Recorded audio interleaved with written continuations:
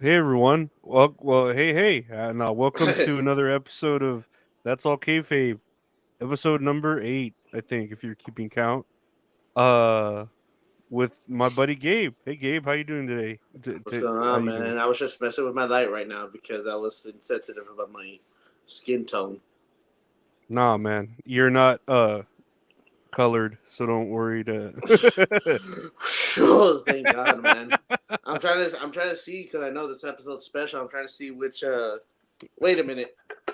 Which. I think I have a light tone for this. There you go. I'm orange now. Like our topic for the day. Yeah, our topic today is 40 years of Hulkamania, which I like to call Hulkaphobia. If you're thinking about how he's been with he's gonna come after you, brother. Nah, but before we get into that, let's look at some of the news here because there's a lot of news that came out. I didn't want to like So much news, man. Oh my overlook it. God. I do have a little bit. So first here we're gonna look at the TNA Hard to Kill pay per view that came out recently. It was all right, right? From what I It read about it, was. It was it was okay for the decent. most part. Yeah. For it being a revival of a revival or whatever. But here is Nick Nemeth, aka Dolph Ziggler, showing up to fight this that going down that transition between athlete to He rips his wrestler. shirt right here. It just says ECW. I was about to say what he just has another shirt under. Okay, He does a shirt a day challenge, so it's like 365 shirts.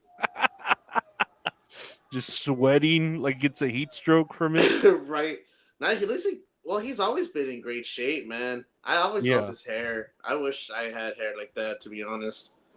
he looks great. He's just he doesn't look like any different than like any other wrestler. You know, he almost looks like your standard creator wrestler type gimmick. You know, like it's nothing that's it's not. It kind of goes against him. You know that he looks so normal. You know, to me, anyways. Yeah, I don't know if you fall into the same category, but I've always loved Dolph Ziggler, no matter what. I thought like his overzealous of moves like Hmm. just cracked me the fuck up most of the time. But even then, like he was just a great athlete. Like he put on great matches here and there too. And I honestly believe what I'm hoping for is that he gets like those fucking Michael Jordan numbers up in TNA, bro. Like fucking like Kurt Angle without the belts and shit. Like I want that to be that for Nick Nemeth, man. No, But there's people that I think deserve it and never got their shot. Like who was the one? Is it Matt Cardona that had the woo oh, woo Zack woo? Ryder, yeah, formerly Yeah, known FKA Zack Ryder, yeah. I actually. feel like fun fact, the pop up video fact of the day. No, yeah, I feel like he's the kind of person that should have gotten a bigger. I mean, he is now with the indies and stuff, but Oh yeah, man. Like yeah. he's doing amazing. Like rebuilding himself, like especially Hmm. seeing him do like the death matches and shit like that. Hmm. Me, I'm totally like I'm not for death matches at all. I just they're not my type, whatever, not my spiel. But like I get props to Matt Cardona, like just going into that shit head first. You know what I mean? Yeah. And just doing something different, and like people just fucking hate the shit out of him. Just to build his character, now he's just there fucking flicking everybody off. Like he loves that shit. It looks like he's enjoying himself. Yeah. So Yeah. And it's good for him to like do it, but not as frequently, you know, him to just pop up there and do it. It's always good to yeah, like, oh, I'm open to anything, but this isn't really my thing. I don't know. yeah, and it's like, and I hope with Nick Nemeth, like, I honestly I don't know how you feel about it, but I feel like it's just a fresher breath air, a breath of fresh air that he didn't go the route of like AEW. You know what I mean? Like Yeah. he went like hopefully like I said, he's gonna get them fucking MJ numbers like in fucking TNA and hopefully help like rebuild that brand to like be like, oh, it's another like third promotion like in the Americas that you could go to.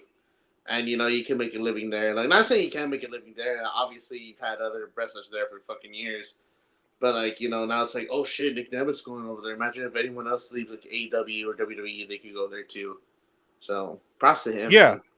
No, I hope he makes it, especially like and then I hope it's like a mutual thing where him and TNA both benefit from it, because I do want TNA to like Yeah, you know do great, just like NWA, which is there too.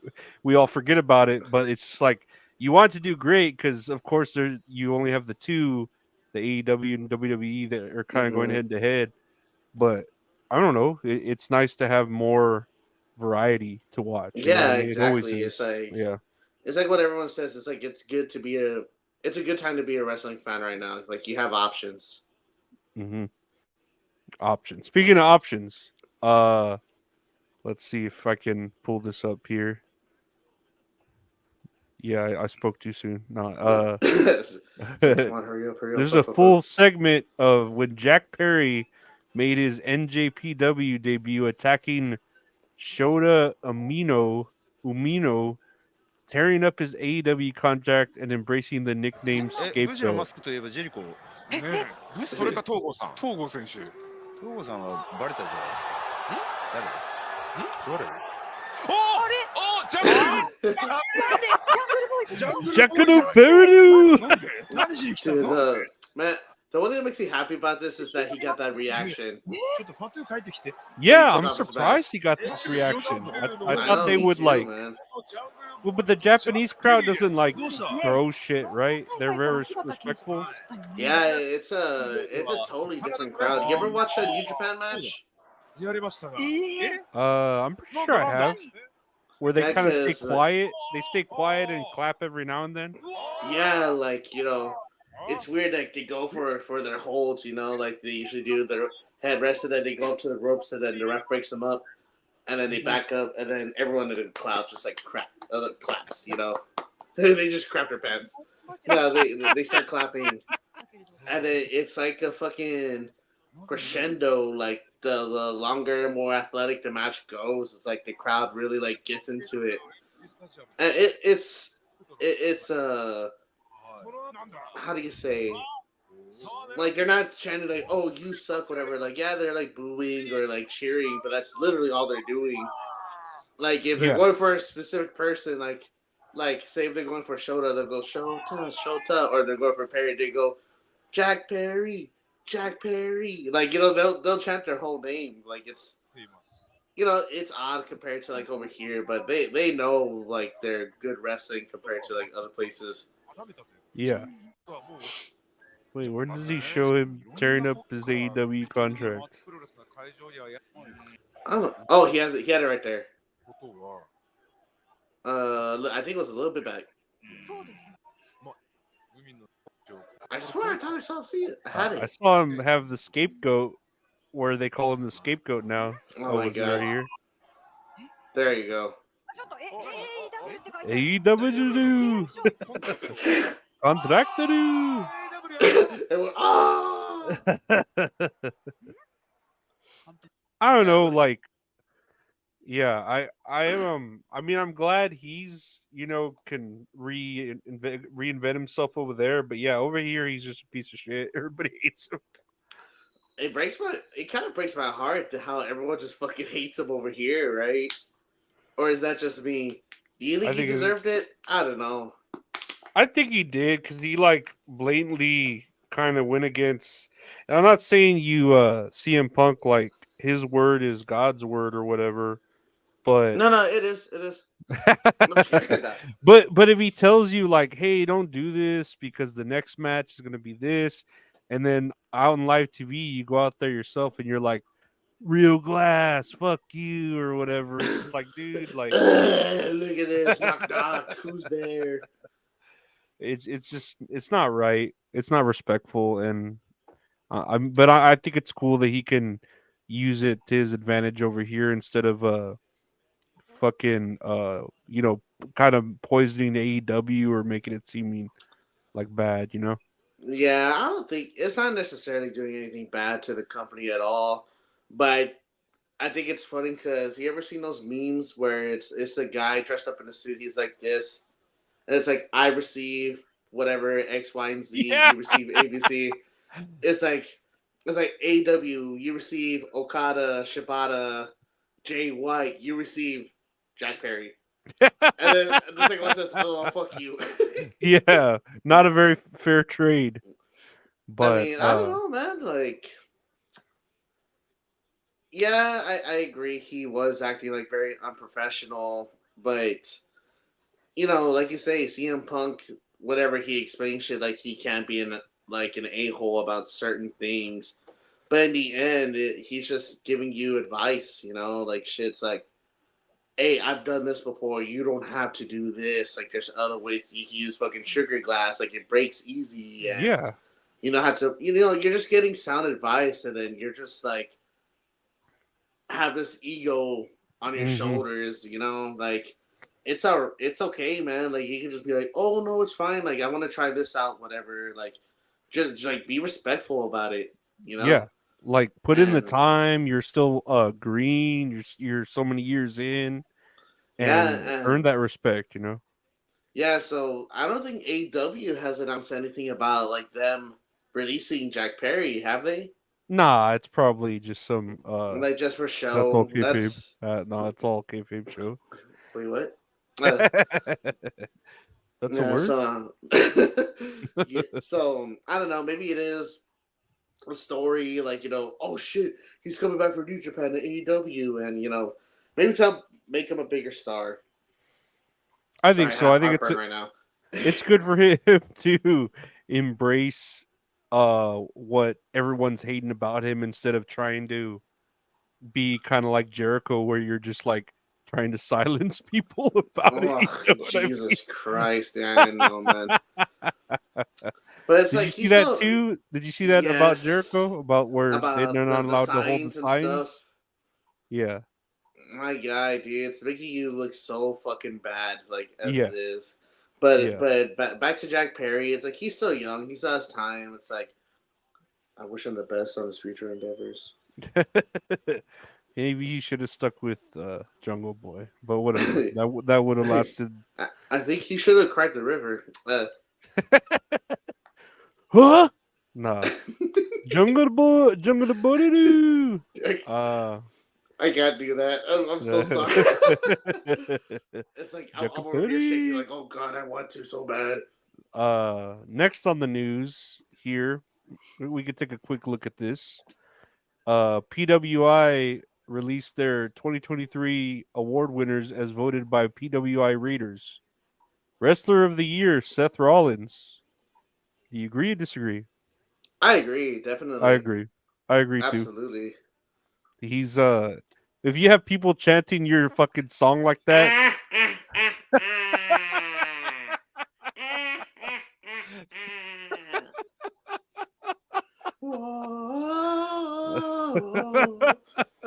he's just a old school Batman villain, Yeah, it laughs like fucking Waluigi. No, I'm just kidding. Yeah. I'm I Seth fuck. Rollins. Seth Rollins. We're number one. No, but honestly though, I love Seth Rollins, and he's been fucking busting his ass this whole year. He definitely deserves that.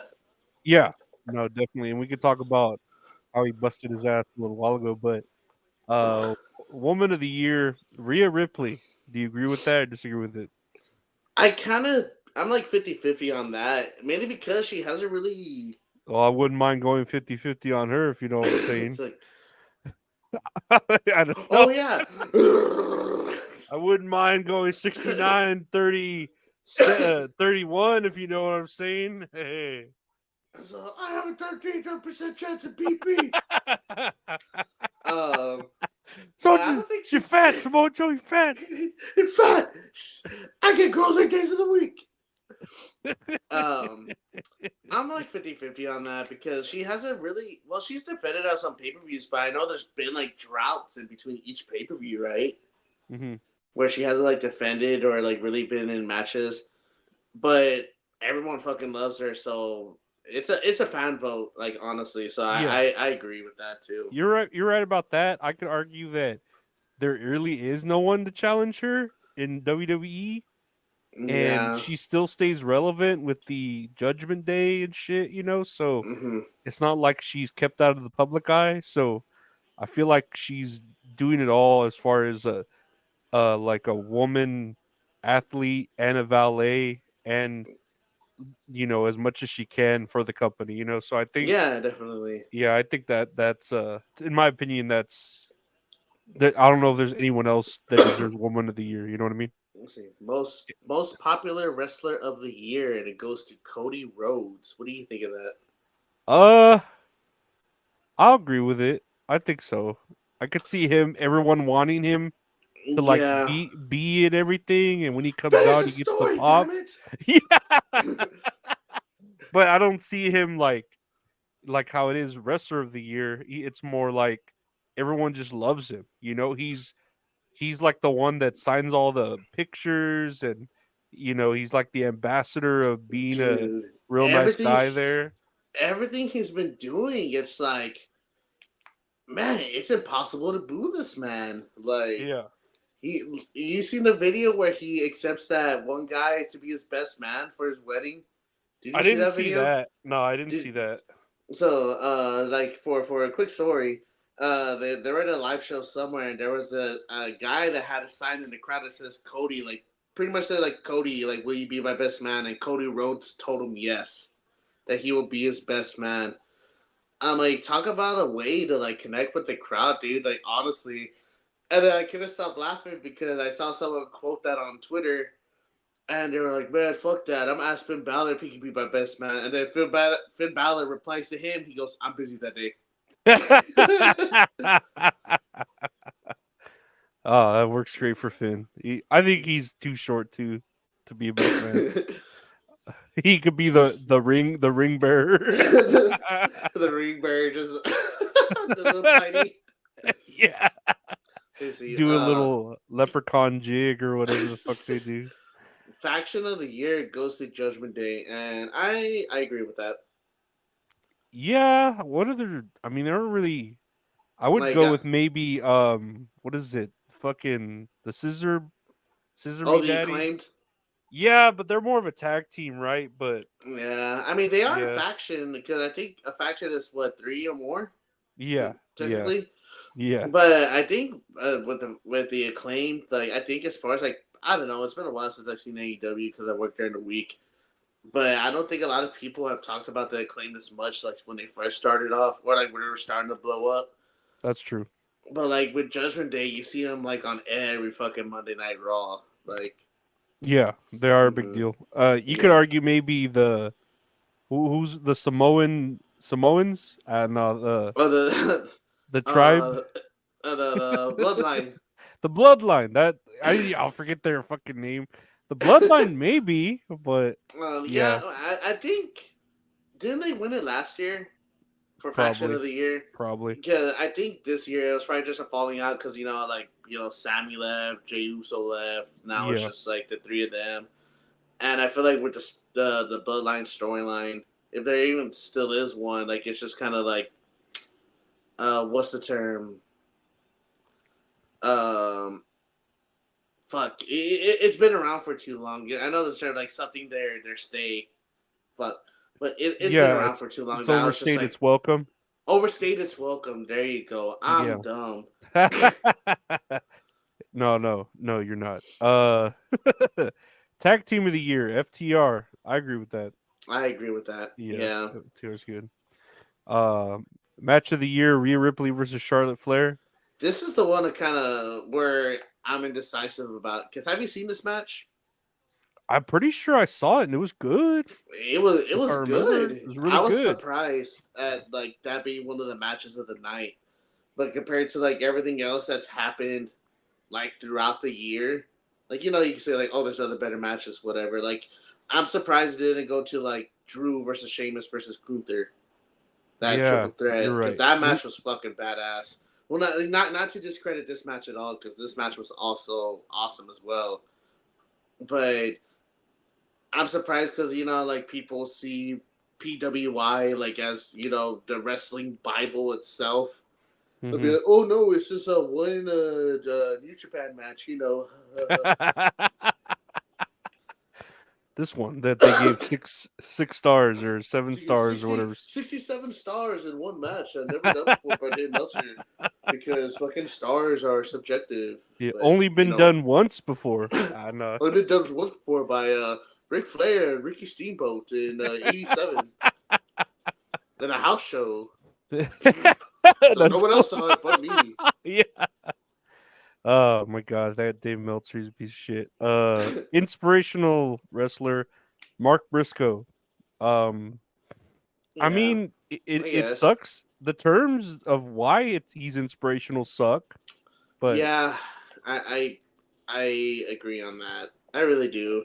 It's like the Briscoes in general. They're a fantastic tag team, you know.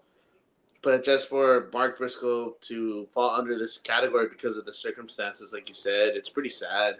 no, it's real sad Hmm. because like his brother died in like a freak accident. It wasn't anything bad, or it wasn't like drugs or anything. It was just him taking his daughter to school, gets in a car accident, passes away, and then now you have the Briscoes being like held, as such great talents when they were before.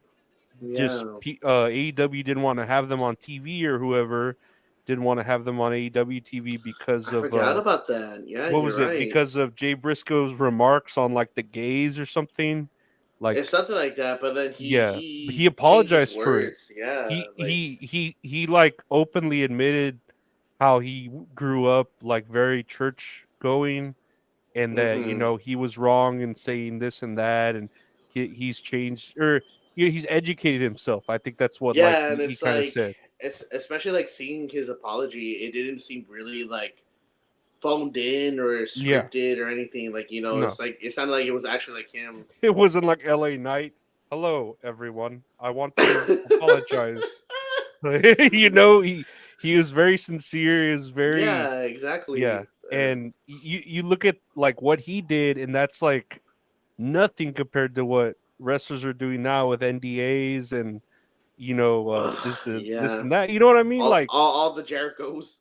yeah. For the talents they were, and then for now to just be cared about and held about it. I don't know. It Hmm. makes me sad. Like that. Yeah, That's the and circumstance. I really don't, I can't think of one off the top of my head that could fall that could replace Mark Briscoe under inspirational. You know what I mean? Yeah. Like, No. when was that? There was that other wrestler, but I think it happened last year where he like died saving his family from drowning. Oh, that Shad Gaspard Yeah, from yeah. Crying Time. Yeah, that was like a year or two ago. That was a That couple was some years time back, ago. right? Yeah, See, man, that's that something shit's like that's the same thing I could think of. Like that's yeah. It's like inspirational. it's inspirational, and it's like it sucks because it comes from a tragedy. Like Yeah, yeah, they could have saved him, but he was just like, dude, like save my son first. Like that's yeah, my priority right now. yeah. It's sad. It's Tragedy. heartbreaking. It is just tragedy. Comeback of the year, Trinity, and I didn't know she had left. I'm not sure about. Yeah. She went to Impact. Well, TNA now, but I Yeah, think she's leaving TNA. From what I've heard, yeah, she bid her yeah. farewell.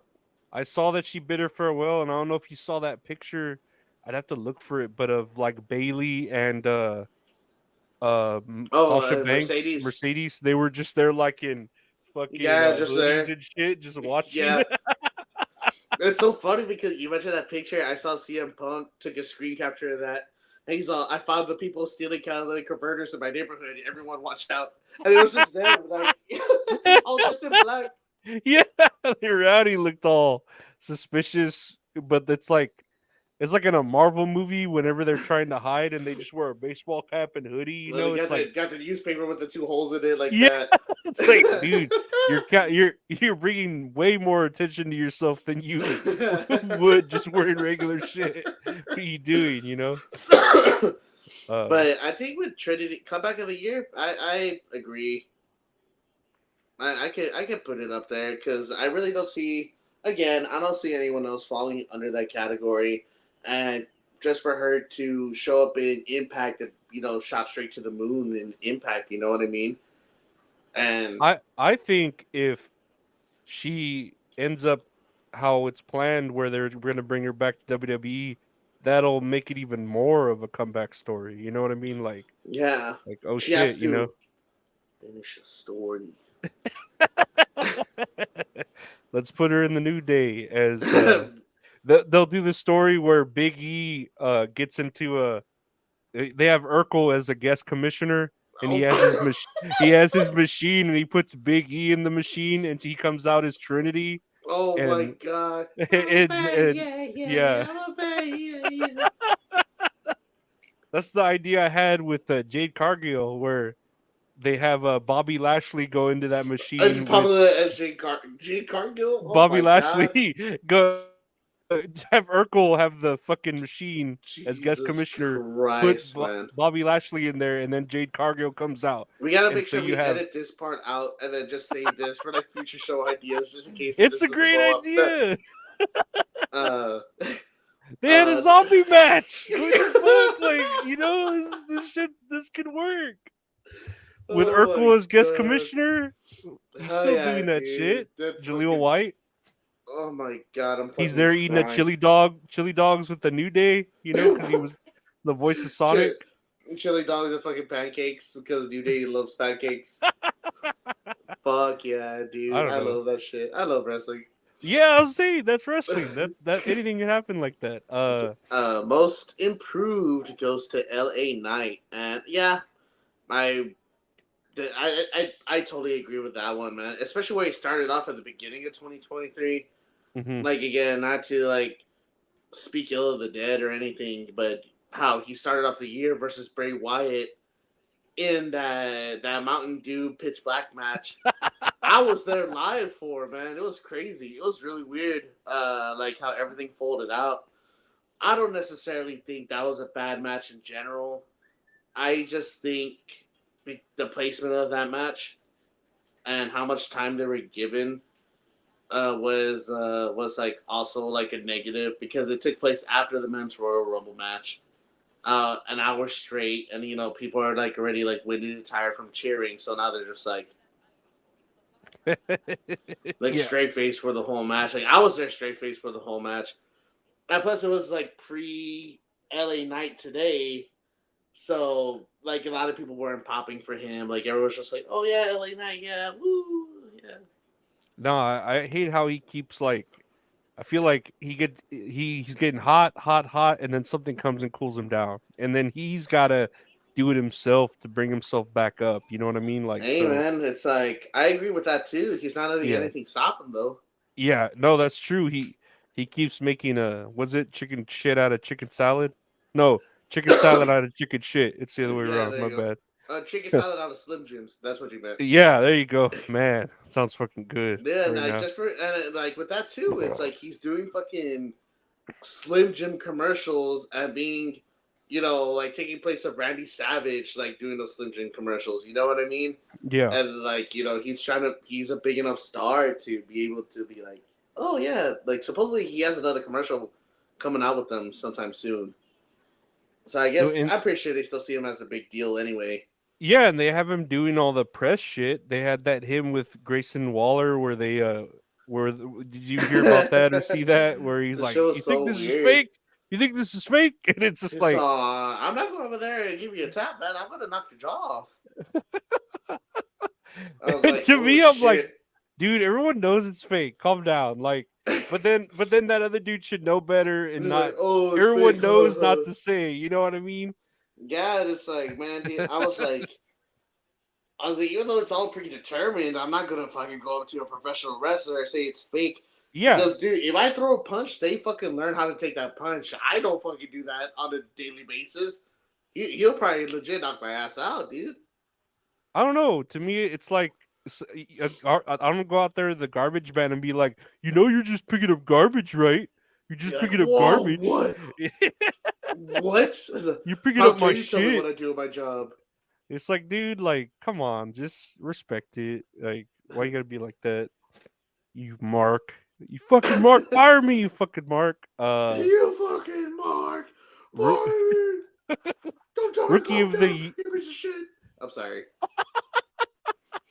rookie of the year. Who the hell's Sol Ruka?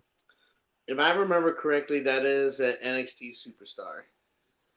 I don't. I can't recall what they look like. Oh, it's a chick. I thought she was injured. I thought she was a Samoan dude. That name Solruka. Solruka No, sounds like a no, Samoan Rook. man. It's feminine.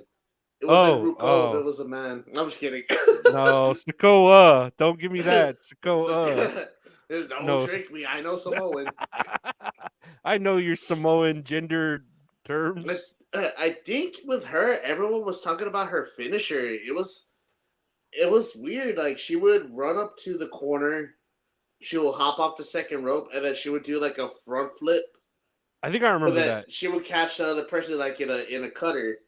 Yeah, Like, I do know you what you're remember talking seeing about. that? Yeah, Yeah, if I remember, this is her, but I thought she was injured. it takes like a pretty good like communication with the opponent, I think, right? It For her really to hit does, it. but dude, she makes it look so flawless, man. It's Yeah. amazing. Well, I I wouldn't mean, mind her getting a finish from her if you know what I was saying. Ooh. I don't get it.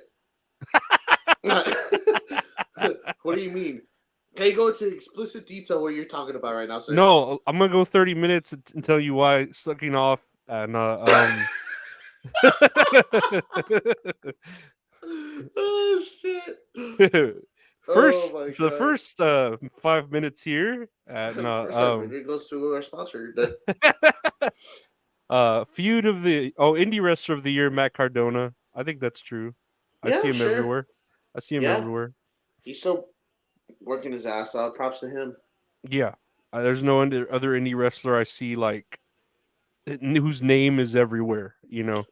Yeah, plus it's hard because like a lot of the indie wrestlers today, like I think AEW is just fucking picking everybody up at this point, right? Yeah. And so it's like you can't really call him a. I don't know if I would still call him an indie wrestler, but like with Matt Cardona, I haven't really seen him on like Impact or AEW. Like he's on the independent scene, like Yeah. working his ass off. So props to him too. No, he's keeping it alive, I think, and he's fucking promoting himself well. Yeah, Feud of the year, Sami Zayn versus the Bloodline. yeah. Uh I That was get it. like at the first half of the year, Hmm. right? I think so. Yeah, because was it the Royal Rumble where he turned on them Yes, it was the Royal Rumble, with the and chair shot? then yeah, with a chair shot, and then it was Sami Zayn versus Roman Reigns at the next pay-per-view, which also was a great match that I would put up there with match of the year. And then he had the tag match with Kevin Owens against the Usos. They fought a couple times, and then they fought at Crown Jewel or Night of Champions, whichever one that was. Yeah, I guess so. I I guess so guess so. because like Sami Zayn was a part of like that feud for a really long time. I think Uh, it was a really good feud for it not involving really like a belt or anything. It was just like a good yeah. story, you know. It was a good, and then it actually finished. Like it was a good Mm-hmm. story to from beginning and then build up to actual completion, and that's Yeah, and good. like You know Sami what I Zayn's mean? just like, okay, I'm done with that. I haven't It seen was Sami good. Zayn in a while. Do you know what's up with him? I don't. I can Google where Sami Zayn is at. So where is Oh, Sami Zayn? Is like he where is is? I really don't know what happened with him. I haven't like it. I don't think I've seen him in a He's probably while. just sleeping. He's probably just chilling, He's doing the Rip Van Winkle thing, and he's just sleeping for 100 years till he comes back to life. right until never mind. I had a fucking brain fart. I was gonna say something. I fucking lost it. He's with those interdimensional jellyfish floating around. The whales flying in the sky and shit. He's just there floating.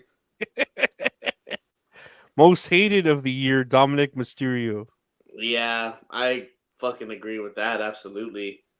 I mean, if in terms of a heel, yeah, I don't know if he's the most hated. There's a lot of hated wrestlers right now, but I guess as far as well, yes, he'll yeah. work. It's like everyone just boos the shit out of him, but I'm pretty sure he's just the dude that goes home and still plays Call of Duty. You know what I mean? Yeah, Like I don't think he works out. he still doesn't Rey Mysterio probably, and then like he just goes to his room. Like, hey, mijo, shut up, dad, and then closes the door, puts on his. Yeah, my fucking dad's so fucking annoying, man. Yeah, we're gonna play Modern Warfare 3. Fuck yeah, man. Let's play that. Mijo, come downstairs. Come eat with your mama and papa. Shut up, dad. Cállate. Don't talk to your father like that. And then but I gotta go, man. So Real always lets you play Modern Warfare. He's like, Dad, I had to take the small room because you have all your masks and costumes in the big room.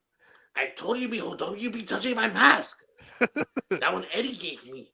Can you imagine how many outfits though and masks he has? Like where he stores them? He's got I'm like pretty sure he's talked about it before. really? Because Yeah, dude, he has like hundreds of every masks for every sure. match up from like what WCW, he Yeah. always had like a unique mask and a unique outfit, you know? Mm-hmm. And I mean, it hasn't stopped, so I'm just like, how the fuck Just does for it to this? keep going and keep going, like for Yeah, every pay per view. And that's the thing too. I feel like it deserves it. Like this award goes to Dominic as well because him feuding with his father. It's like who the fuck is gonna boo Rey Mysterio in general? Like if you're gonna go against Rey Mysterio, like man, you deserve to get your ass kicked. Probably, you know what I mean? and then I remember. it's well utilized of him because as a babyface, everyone didn't like him. He wasn't doing anything like good. Yeah, and then it's like the same thing. He's just fucking feeding off the crowd and using it to like his advantage. It's like, hey, people hate me. Like, might as well just go with it. You know what I mean? Hmm. Yeah, no, Yeah. that's it. So It's the best example of going with it. Like the unlike one Jericho. thing the one thing that amazes me about this list is that it's like the majority WWE because usually it's like a mixture of everything else, like indie wise, Yeah. right? Well, and I would say I could say maybe it's because of Endeavor. It was the beginning of the year, right, when Endeavor took over WWE, and I think so. we had like all those changes implemented, and it really, with Triple H at the helm, it really like changed. Like, look at It's a the breath of crowds fresh there. air. Yeah. Look at the crowds now there for like they. I don't know if they go into smaller buildings or they're in better buildings, but every show looks packed. Everyone's fucking going Mm-hmm. crazy. They're Yeah. having pay-per-views in places where they never had them before, or premium live Yeah, events. I'm them sorry. fucking making hella money too. Yeah. So Hella money, hella merch sales. Like, business is just going up. it wasn't like before where they were just kind of having WWE and just riding off of, oh, you have to like us because we're WWE. Yeah, You yeah. have your fans, Oh, you're whatever. still But gonna buy tickets for our show. yeah, Like, you're still gonna watch. We could put crap on storylines on here. You're still gonna watch because it's wrestling. It's WWE. oh, man, But now, it's now such it a seems nice like they change of care. pace. Yeah, Yeah, man, it seems like they actually exactly. care. I think Uh, the only thing I complain about to this day, I know it's like very nitpicky. I just miss custom stages. That's the one thing I miss. It's very like early 2000s of me to fucking think that, but I just miss like early stages, like the custom stages for like. I know they do it for WrestleMania each year. That's why I'm always excited to see like what the stage is gonna look like and shit.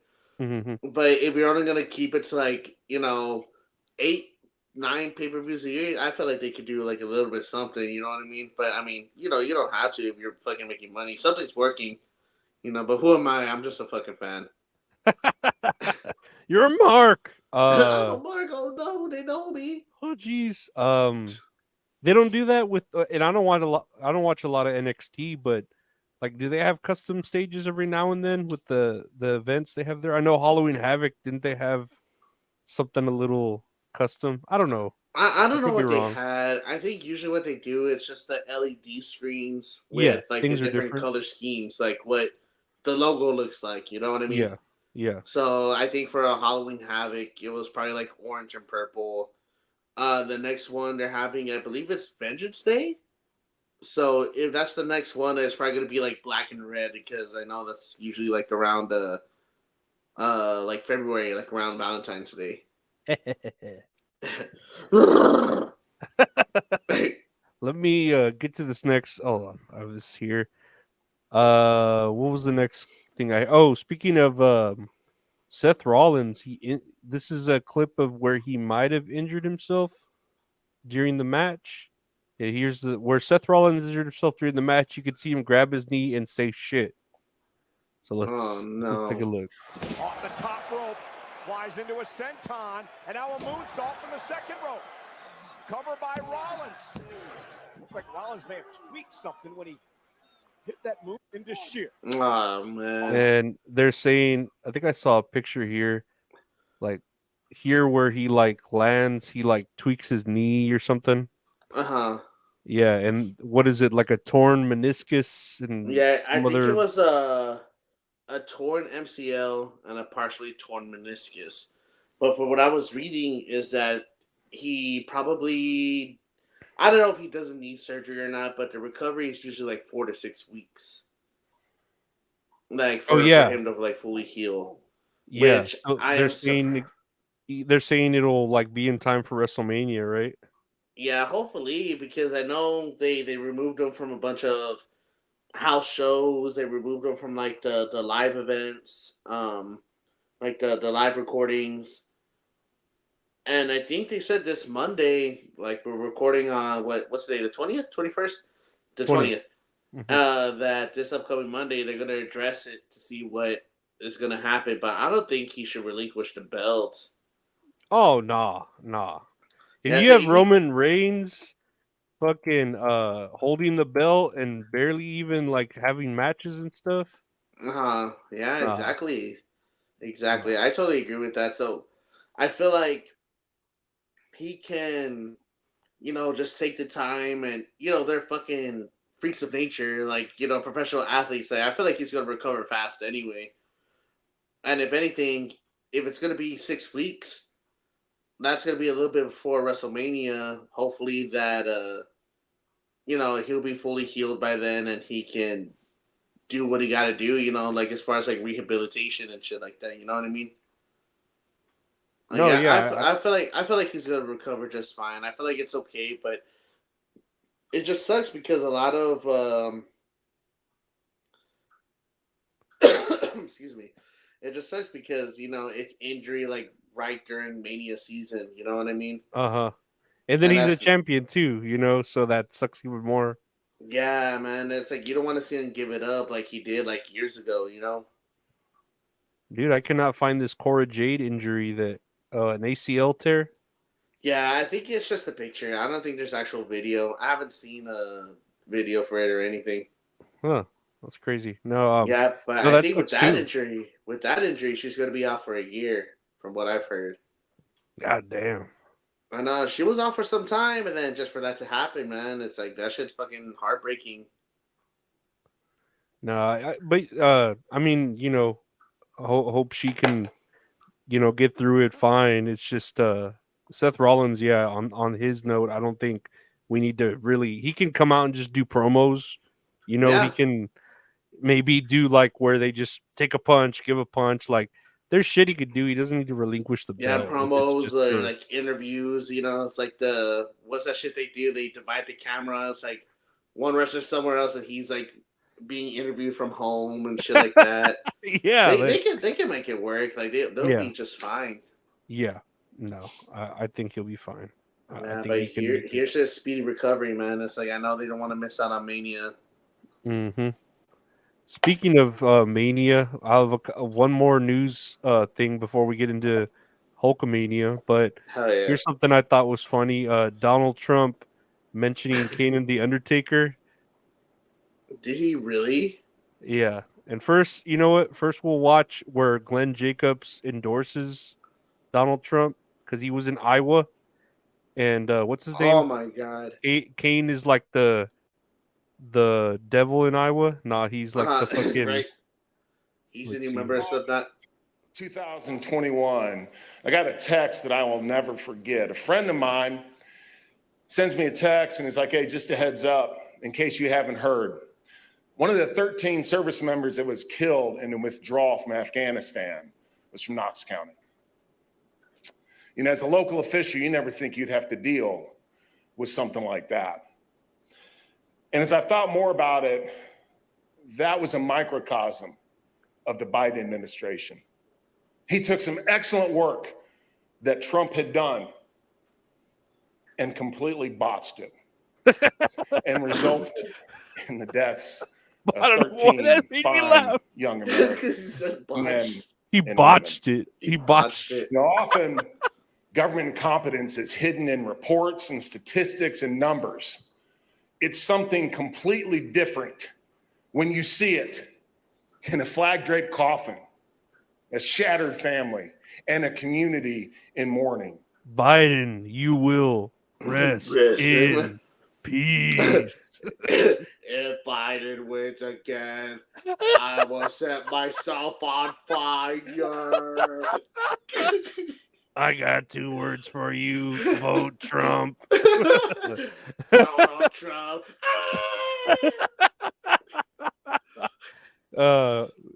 Rest in peace to those 13 members of veterans who died. No, I don't know. We'll talk about. Let me go to this Donald Trump video where he comes on stage. And another man who's a friend of mine, he's another one I'm not going to mess around with. He's Knox County, Tennessee. You know, Glenn Jacobs goes by the name of Kane. Kane. Where is Kane? Look at the size of this guy. Oh, Man, God. oh, man. Look at my African American right there. He's all man. He's all man. It's good. How many years have you been doing that? You've been Kane, one of the great characters. And how many? So how tall are you? You're 6 what? 6'8", and weigh what when you wrestle? About 3. Well, that's not bad. I'm not that far away. Ew. Oh, man. I can't open my eyes. In my day, 300. Well, all I know is, I guess there's a little acting involved, but when I see these guys, some of them like The Undertaker, right? And I see him, and he walks around the ring lifting a 300-pound guy over his shoulders like this. It may be acting, but there aren't too many. And then he throws him into the seats. It's pretty great. And he's done a fantastic job as mayor. It's not acting, motherfucker. I will set you on fire. Say it's fake again. Say it's fake. He just slaps him like that one dude, a fucking piece of shit out of him. Slaps his ear. I think it's crazy because it's like the one thing if you want a wrestler to be like major heel, get major heat, just fucking run in elections. Like it shows your true colors and everybody's gonna fucking hate you no matter what. Man, Kane was so aggressive there, saying all that shit, man. It's like, bro, it's not a promo, it's fine. You're in Iowa, bro. Like, there's only like 12 people in Iowa, I think. This is not just another promo. It is the promo of our life. We need to vote Biden It's the out. promo of my life. Vote Trump. Poor nation. Jesus Christ. I feel bad for those Americans who what? I know. Dude, we live in weird fucking times, bro. God, yeah. Man. Oh no, but it's great. I swear, politicians are just like wrestlers. Well, they are. This is like art imitating life because there's literally Kane, who is a wrestler now a politician, and here's Trump, who's like a wrestler because he's delivering a promo against his opponent Biden. You know what I mean? Like, I know, man. People are eating it up, man. It's like they're not even talking about policies. It's just like one giant roast. And like people are eating it up to see who gets the most Riz. Is that what the kids say? Riz? That's what the words say, dead ass. The kids' words, dead ass, bet.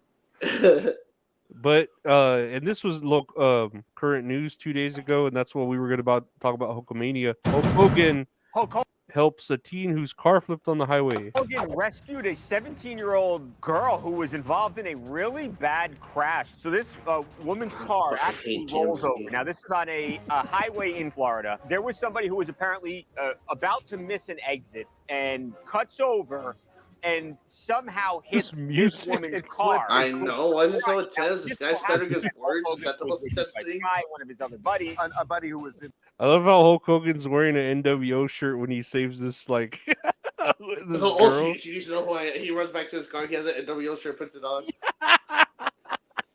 He's like, crap, I'm saving I her as a imagine her, heel. like, she's just being like, the car's on top of her, right? Like, mid waist. She's like this. She's like, sir, help me. He reveals the shirt. He just gives her a fucking leg drop instead of helping her.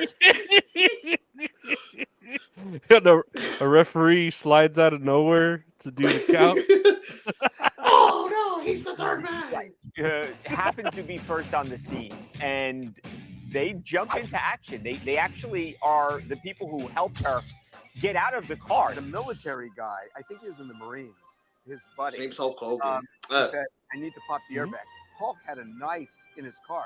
So they took the knife and So they pop the airbag, it's pretty cool. help the woman get out, and obviously she's traumatized. I mean, the car it's flipped Can you over. imagine being so disoriented and the first thing you hear is, "Are you okay, brother?" Hey, brother. Yeah. You think he's got Oh my god, the fake laugh makes me so sick. TMZ's so weird. I hate don't know. TMZ so fucking much, man. It's Oh my so god. weird. But It's it's so like- weird. I remember seeing a comment on Twitter saying, like, what imagine, like, you just, like, your arm sticking out the window, you think you're gonna die, then you just hear, when it goes crashing down and it burns inside. And then you didn't reach for your hand and you're getting saved by Hulk Hogan. I just want to hear like you're there and you're crashed, and then everything turns black and white. You just hear wah, wah, wah, wah. And the camera changes to like 10 frames per second. Oh, Moving all shit. slow. I was gonna change my light to so I can be tan like Mr. Terry Bodega, whatever his last name is. I don't give a fuck. Well, He that just- is It's like, oh, there's a car crash. He's just walking up to the car like that. you know who I am. You know why I'm here. No. Okay. Speaking of, though, since we are celebrating 40 years of Hulkamania and talking about that car that saving that he did, I wanted to show a clip that happened last year of his son being arrested for DUI. Have you seen this? Last year, and he got arrested again. This happened last year. Where's the clip I have of it? Okay, so I just want to show little bits and pieces because this video is kind of long. But here's his son, right? I don't know what his name is. Is that Nick? Yeah, Nick Hogan, right? I Nick think. Hogan? Uh-huh. And so he gets like arrested for DUI. His chick's in the car, all pissed off. He looks sick, man. He gets arrested, and then he's like, "Hey, call my father, brother." Not my father, Oh, brother, my- or whatever. And my partner's gonna show up, man. You don't know my third man. And so Hulk Hogan shows up, and it just He's wearing cracks his me own up. shirt. It cracks me up because he shows up and he's asking like, "Hey, what can we do?" And he's asking the cops like, "Okay, did he blow for alcohol? Yeah, he had alcohol in his system. Okay, I'll get my lawyer, whatever I need to do." And I love how he looks here with this. He has like this cane. What the fuck? It's like I imagine him just walking to the cops and he just sees that fucking same stick on the ground, like, oh, that's a badass stick, and he picks it up, and now he just doesn't want to drop it. Just guy things. He looks like a sensei, like with the stick and his beard. Like what's the fucking dude? Sujinko from Mortal Kombat, like with the long mustache and shit, just like meditating. In his phone, he's got like a pink case. I don't know. Like Hulk Hogan's just so weird. Like He looks built, but he looks flabby as well. Does that Yeah. make sense? yeah. He looks like kind of like how Ric Flair is right now, where you could tell they still lift and eat healthy, but old age is just old age. Like it's gonna catch up to you, Yeah. brother. It's amazing to think like it's been 40 years since Hulkamania started. And how old sounds was he crazy. then? Like During 30? Hulkamania? like right at the beginning of Hulkamania. He had to have been 30. Let me look this up real quick. Let me see, because I'm going to look up. I'm going to look up how old he is, and then minus like 40 years, I guess. Yeah. And yeah, here he I just I typed in Hulk, and the first thing that popped up was Hulk Hogan's son DUI. It didn't even pop up Hulk Hogan. it's listening.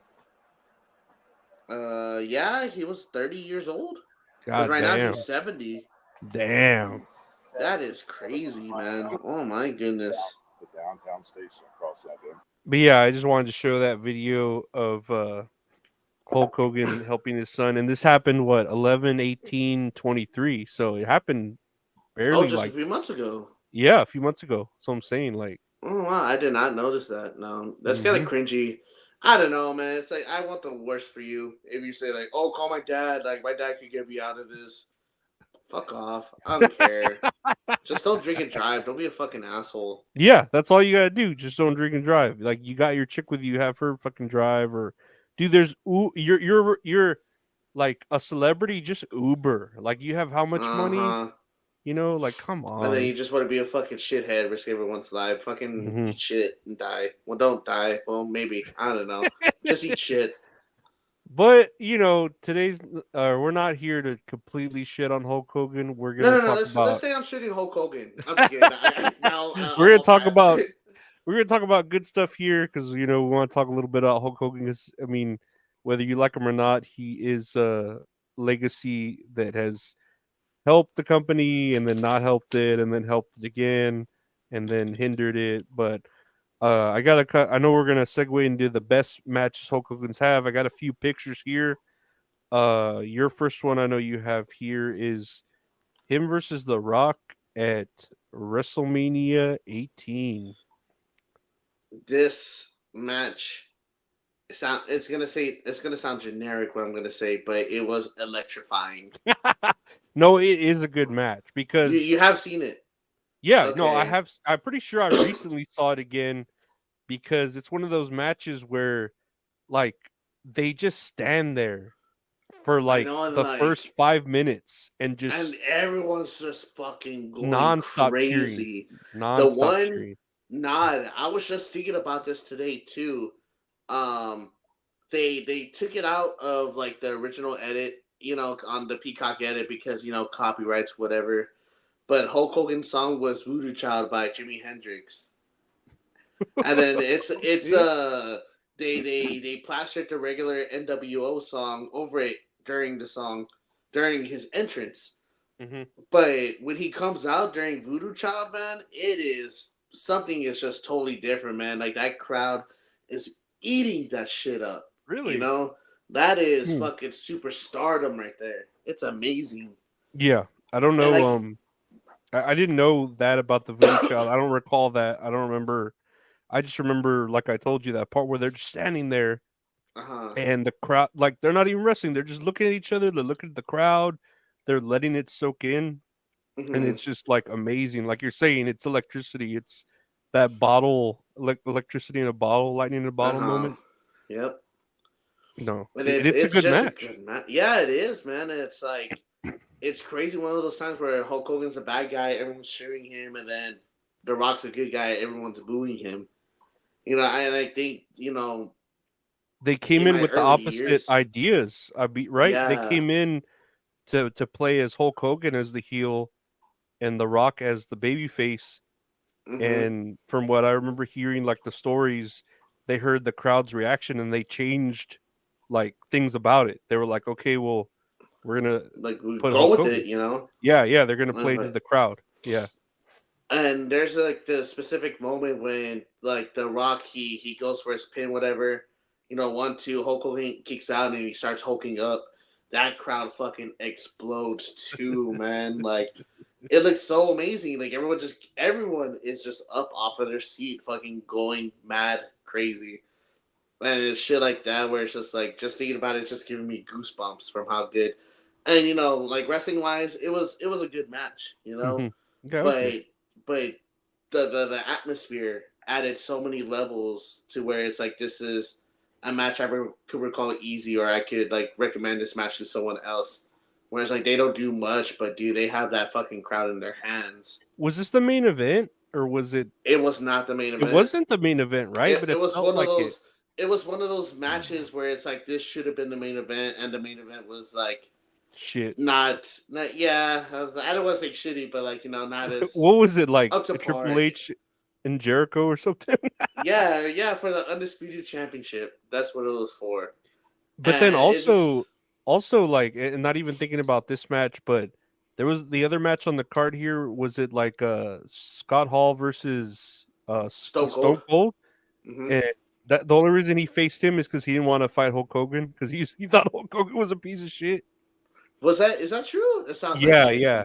Because think of a match like that. Like, why wouldn't you want Stone Cold versus Hulk Hogan? And Stone Cold was like, "Nah, I'm not fighting Hulk Hogan. Like, fuck him." And That's so funny. and I think they wanted him to fight like an NWO member or something. He's like, Uh-huh. "I'll fight." He's like, "I'll fight Scott Hall. Scott Hall's cool, And so That's yeah, so like funny, man. that was a good match too. If you've seen that one, where he has to Oh like shit. stunner him twice to beat him or something. Yeah, But that's why he like jumps back all like yeah, cartoonish, right? yeah. Yeah, I remember that. But man, it's been such a long time since I've seen WrestleMania 18. I gotta go back and watch it. I always go back to 17 because that card is like flawless in general.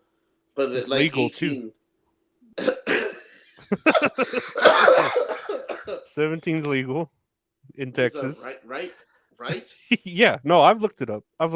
Several times. But that with WrestleMania 18, I like for the longest time I just thought it was like a one card show or a one match show where it's like I could go back to it, be like, oh fuck yeah, I'm gonna watch this match over and over again.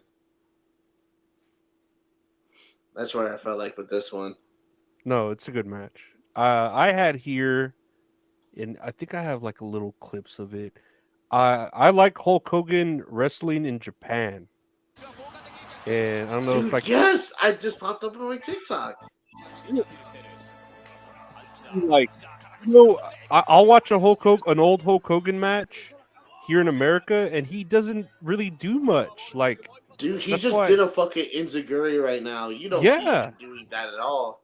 no, like he's very boring with his American matches, and maybe that's why isn't it zooming in? Okay, there. But look at that, he's taking a power bomb. When the fuck does he ever take power bombs like that? Uh-huh. Like, I've never seen him move that fast, really. Look at that shit. That's crazy.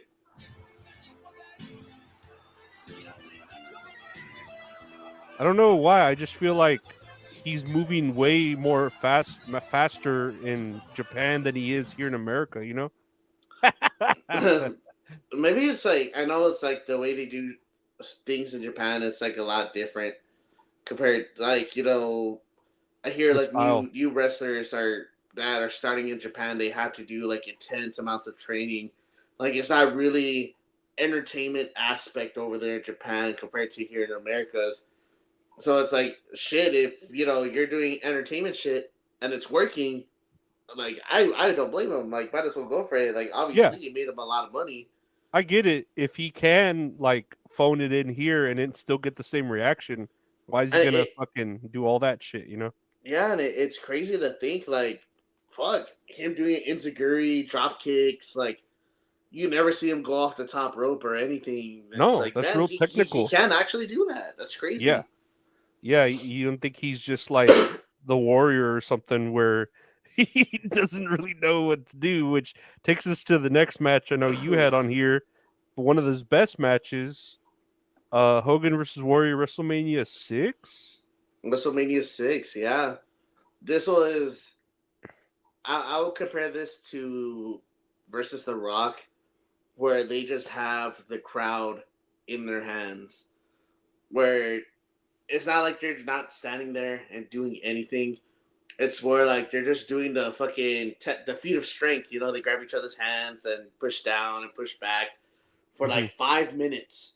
And this crowd,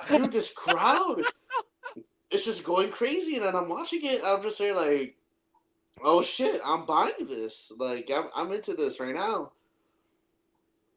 and they go on their spiel, there's a ref bump, whatever. They do each other's finisher and shit like that. And I think the one fact that I heard from this match, in the end, Warrior won, but Hulk Hogan kicked out at like 3.5, like or 3.25 or some shit like that. So it's like Yeah, right. 1, 2, 3, kick out.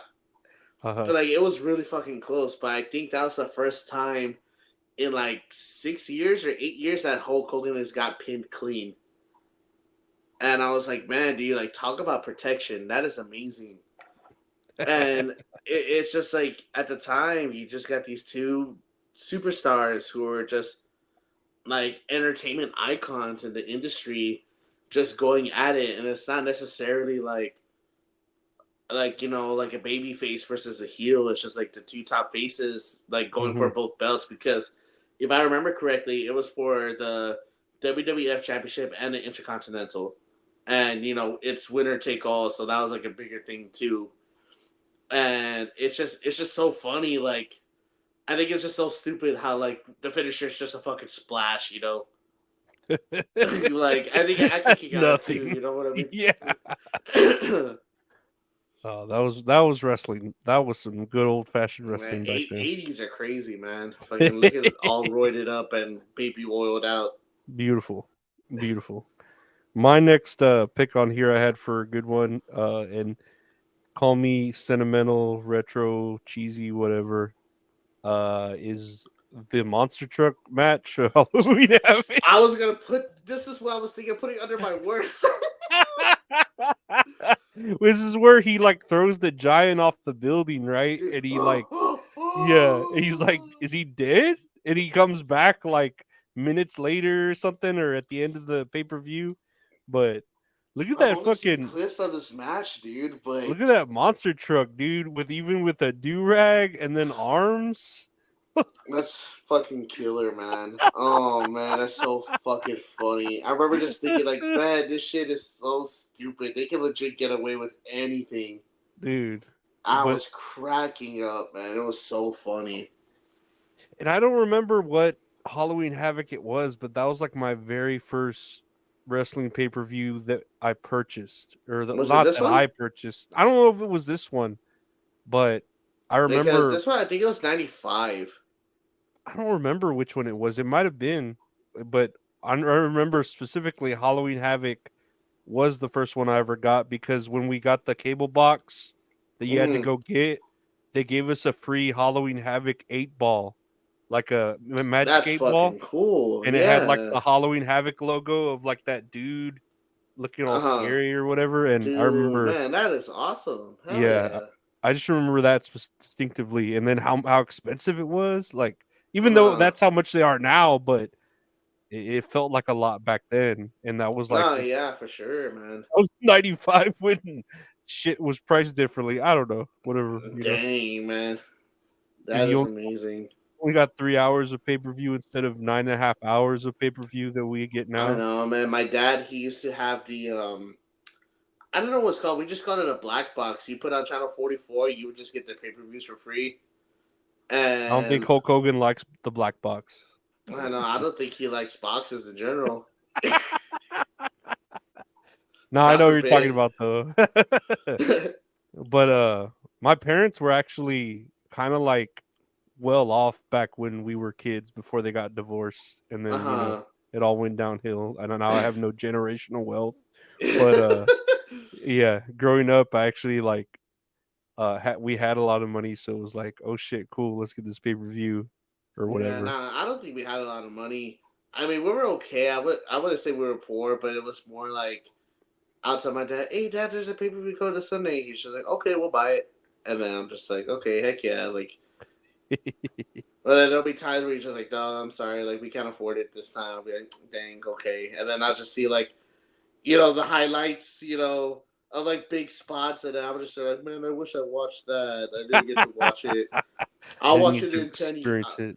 I'll watch it in 13 years when the network comes out. I'll watch it 20 years from now and talk about it on a podcast. Right. In a different light. That's on kayfabe, even though I don't know what kayfabe is. And I know your last best Hogan match here. Hell Uh, yes, man. Hogan versus McMahon, WrestleMania 19, 20 years in the making. Look at If Vince McMahon, Jesus Dude, Christ. if I remember this correctly, like the build up to this match, the promo they had for this match, it was very like angelic, like choir singing and everything. And it's Vince McMahon like, I'm gonna fucking kill him. Ah! And like they're signing the contract, and it's a video of like him just like stabbing Hogan in the fucking skull, making him bleed, and then he makes Hogan sign the contract in his own blood. And I was like, oh, you mean Hogan signed the contract in his own blood? Oh my god, Jesus Christ! And I can honestly say this is the best Vince McMahon match that he's done too. Really? Have you seen this one? I don't remember seeing it. I might have seen it, but I don't recall it. Oh, you probably seen the clips, but Hulk Hogan goes for a chair shot, but then Vince McMahon moves out the way. He hits a Spanish announcer in the face instead. Oh, I saw that. I did see Yeah, that. yeah, it was this He hits him match, pretty yeah. hard, dude. He knocks his fucking block off, dude. God. I But was like, it was dang. like it was this match, like it was a street fight, so they're both fucking bleeding everywhere. Vince McMahon is getting his ass kicked. Hulk Hogan takes a leg drop from McMahon off a ladder through the announcer's table. It looks kind of shitty, but like explaining it sounds so much cooler. Like it's just them beating the shit out of each other, and I think it's so funny because like at the end of the match, Vince McMahon like he throws up his middle finger, but he has his fingers like bent, like so weird.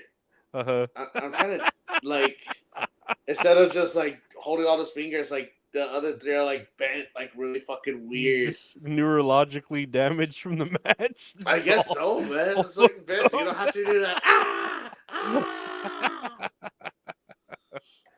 Dang, man. But if you haven't seen this one, go and see it, man. You'll get a crack out of it. It's so funny. No, I need to watch it. I like seeing these old, especially Vince McMahon when he's just like going hard and he's willing to take those beatings like just that. getting his ass kicked. Yeah, man. It's so funny. No, it's fucking great. The last thing I had here, and I was just gonna play, I think, the beginning of the Hulk Hogan album because I just listened to it yesterday. Hulk Hogan and the Wrestling Boot Band, Hulk Rules. What the fuck? Have you ever heard the album? No way. You haven't? I'm just gonna play like the first like intro bit. Watch.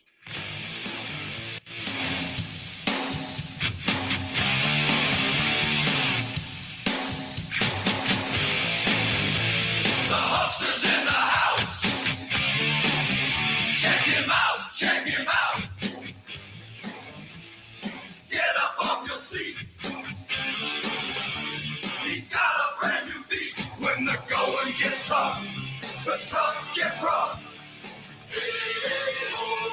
Come on. Let's go. What the fuck? I never heard this before in my life. Never heard that one? No, man. I thought it was gonna be like a Macho Man trap album. It is kind of like it, but I don't know. And then there's like a song at the end. Man, what is it called?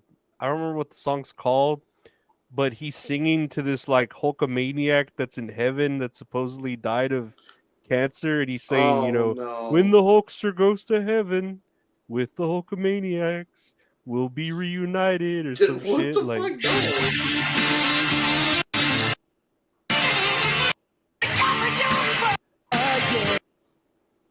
I don't remember. What the fuck?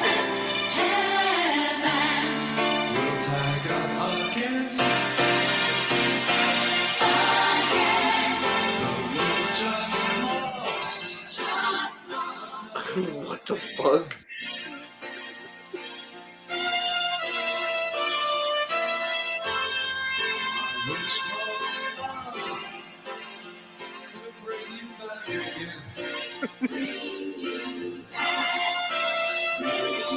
That's not even him singing, right?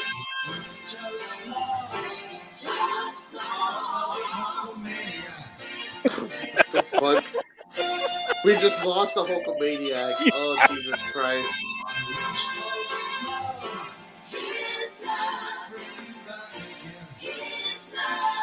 That's so interesting, man. I never heard this shit before. I just imagine this is what that girl would have heard if she had passed away while Hulk was saving her Oh my god. from the So we car just crash. lost another Hulkamaniac.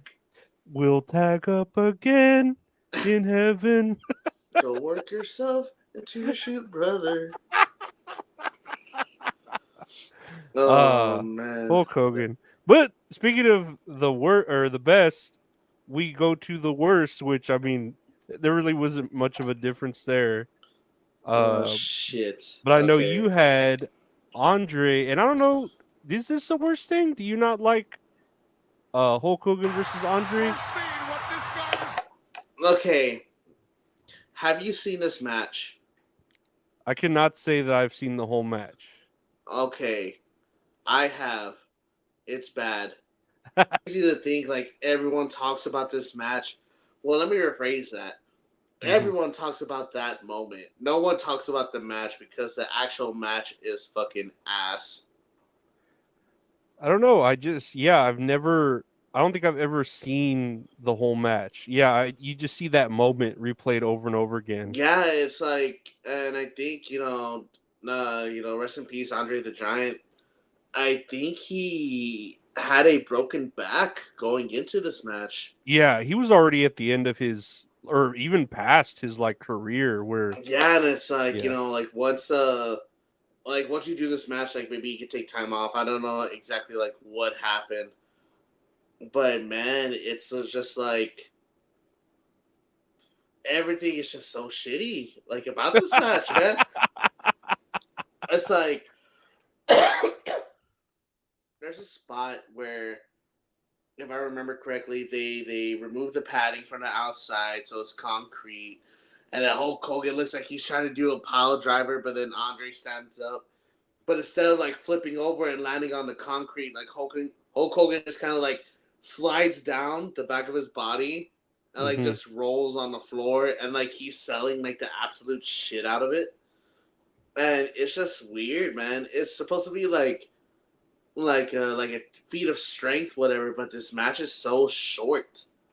I remember this match being short. I don't remember how long it was, but I know it wasn't longer than 10 minutes. It had to have been like 7 minutes, I think. Maybe that's just like my memory. I'm not too sure. I'm pretty sure it is a short match, especially how you're saying with Andre being like unable to really do a match. Like I bet you he was already tired, just getting the weird electric chair brought down back to the ring and shit. Right. And it just sucks saying that because everyone just talks about like the moment at the end, and yeah, it's iconic, but that's the only thing going for this whole thing, man. It's crazy.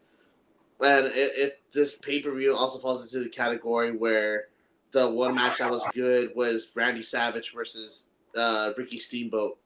And that match was good. Well, it was fucking awesome. And just for it to be outshined by this because of like one moment, it kind of breaks my heart a little bit.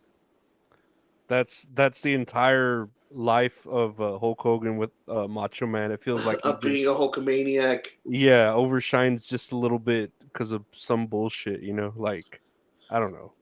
But staying on the topic of this match, my pick was just the leg drop in general. I never liked as a finishing move, and I like even seeing it here, like yeah, it seems pretty epic there, but I've never thought the leg drop to be that great a move, especially to be a finisher.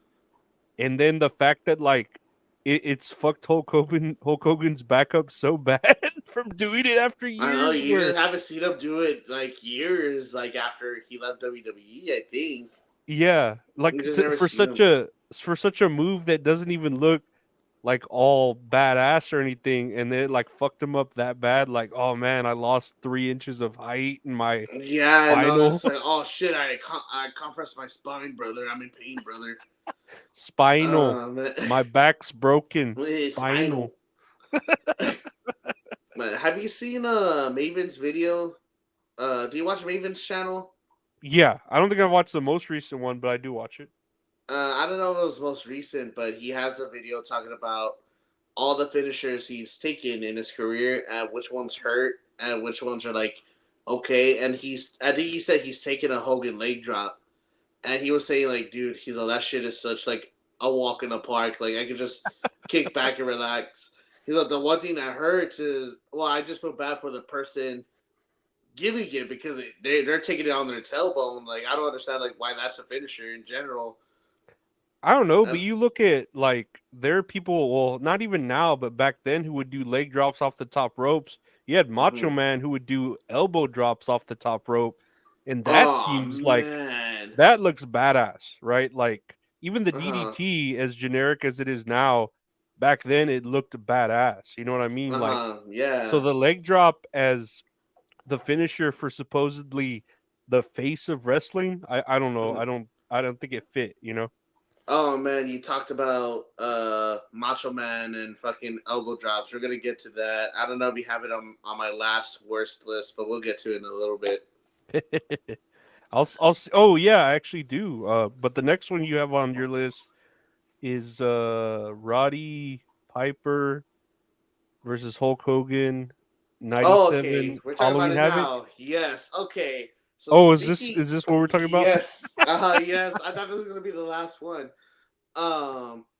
So what happened was, oh man, I just remember there just being a bunch of bullshit with Sting, and there was like 30 different Stings in the crowd. They're like, "Oh, we're Sting," and then Wrestling with Regret does a fantastic job like breaking this match down.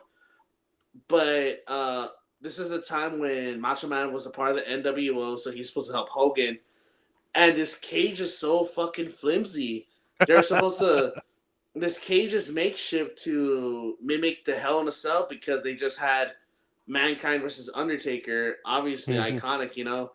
So fucking Macho Man climbs up to the top corner of the cage, and he's holding on to the wiring, and then Hogan is holding Piper like to the sides, like like fucking jump down from there and get him. And so the thing was, Savage was supposed to jump off, and Hogan was supposed to. Piper moves out the way, and Hogan catches him. Fucking Piper moves out the way. Hogan doesn't catch him, and like you just see the fucking brunt force. So like him landing knees first, and then like his knees just like give out like right away, and he fucking like collapses on the side. It's one of the ugliest fucking things I've ever seen. And like obviously I didn't see it as a kid because I never watched WCW as a kid. But like now when I see highlights of it, man, it's one of the ugliest things I've ever seen. And it amazes me that like Macho Man was able to stand up afterwards and like DQ finish. And then a fucking fan comes into the ring, like dressed as Sting. They're like, wait a minute, is he one of ours? And then Macho Man is just beating the fucking living shit out of him. But the cameras are still recording this dude getting his ass beat. So like everyone doesn't know if this dude if it's real or work, you know? Yeah, But it's like yeah. this kid isn't supposed to be part of the match at all. And then there's just like a bunch of wrestlers in the ring, like just getting their asses kicked. Like it's a whole fucking clusterfuck. It's a giant mess. Man, Macho Man doesn't deserve it. I'm glad he got out his anger on that shit though. On that Oh kid. man. Dude, he beat the fucking shit out of him, man. Like it's an understatement. The next match I had on hating on Hulk Hogan was, let me see if it'll pop up here. When Bret Hart Oh man. Yokozuna, and then for whatever reason Hulk Hogan decides to go in and beat Yokozuna immediately and get the belt. Like, what was this? I don't know, dude. It's like you just given a match. Like I don't what's going on. Hulk Hogan's eye was just fucked up for some reason, or I can't remember the reason. There was a rumor going around. Supposedly he was telling everyone it was like a jet ski accident to where he got that black eye, but supposedly I think it was like Brutus Beefcake who probably knocked his fucking block off. Supposedly, I think that was like the word that was going around. I don't know how true it was with the Brutus Beefcake stuff, or let alone the fucking jet ski stuff. Yeah, but this screams like, I don't know, like present day AEW, where like Oh man. someone higher up just wants to like, oh, you know what, I'm gonna or like Bret Hart didn't want to drop the belt to fucking Hulk Hogan, so it's like I'll drop the belt to Yokozuna, and then Hulk comes out. Oh, don't worry, brother, I got you. I'll get it back I'll save to America, America. brother. Yeah, I'll save it for Japan, even though he's Samoan, brother. it all makes sense. It's all foreign. They're all foreign Oh enemies. man, you're all the same, brother. At least they're not black. Wait, And what another do you mean one. part? The What percentage? 33 and a third. what's 23 mean, brother? Oh shit. And I did skip that match. My bad. You had here Halloween Havoc 88, 98. 98. Oh my fucking Christ. Here, Warrior. And yeah, I all I see is that Nick Patrick referee with that cool mullet. But I don't remember this match. That's good. It's for the best, man. It's like everything they did for that WrestleMania 6 match, they try to recreate it here to where Hogan would get his revenge because, like, oh, I can't stand losing, brother. Mm-hmm. And it doesn't fly, dude, because they tried doing the same shit, I think, like 8 or 9 years later. And this crowd is just so dead for all of it, man. There's a spot in the match where they're like running the ropes, but they're like zigzagging each other, crossing, and that's probably like the most athletic fucking thing you'll see in the whole match. But one thing that was supposed to happen in this match as well was toward the end, Hogan was supposed to get like the fire paper, like they throw the fireball in her face, whatever. Yeah. Hogan's there trying to light it, and then he's supposed to turn around and throw it in fucking Warrior's face. But when he lights it, it burns up in his own face, and he just goes, "Ah, fuck!" So he turns around. He doesn't have anything. So what does he do? He fucking racks the guy instead in front of the ref, and I don't think it ended in a no contest. I'm not too sure because I think with WCW, every time they did a low blow in front of the ref, the ref's like, "Oh, come on, you can't be doing that." Like they just like ignored it,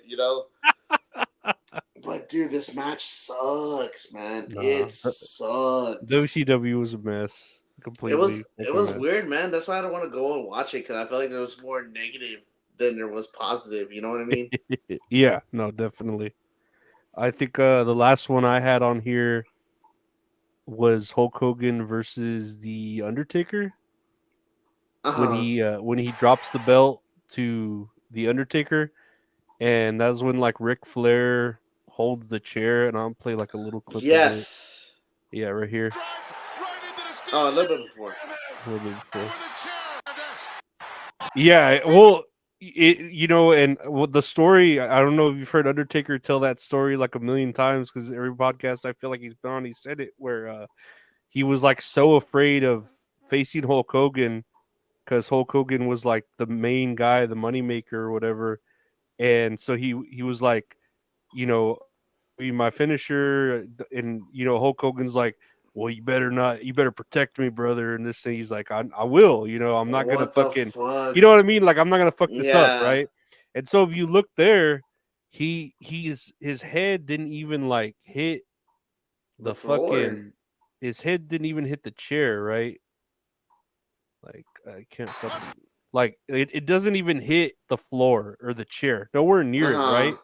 And so I think whenever they're trying to get him, like the refs come out and they make it seem like he's hurt, real bad from taking a tombstone to the chair. And, of course, everyone is like, okay, he's selling it because of the crowd and because he got tombstone on a chair.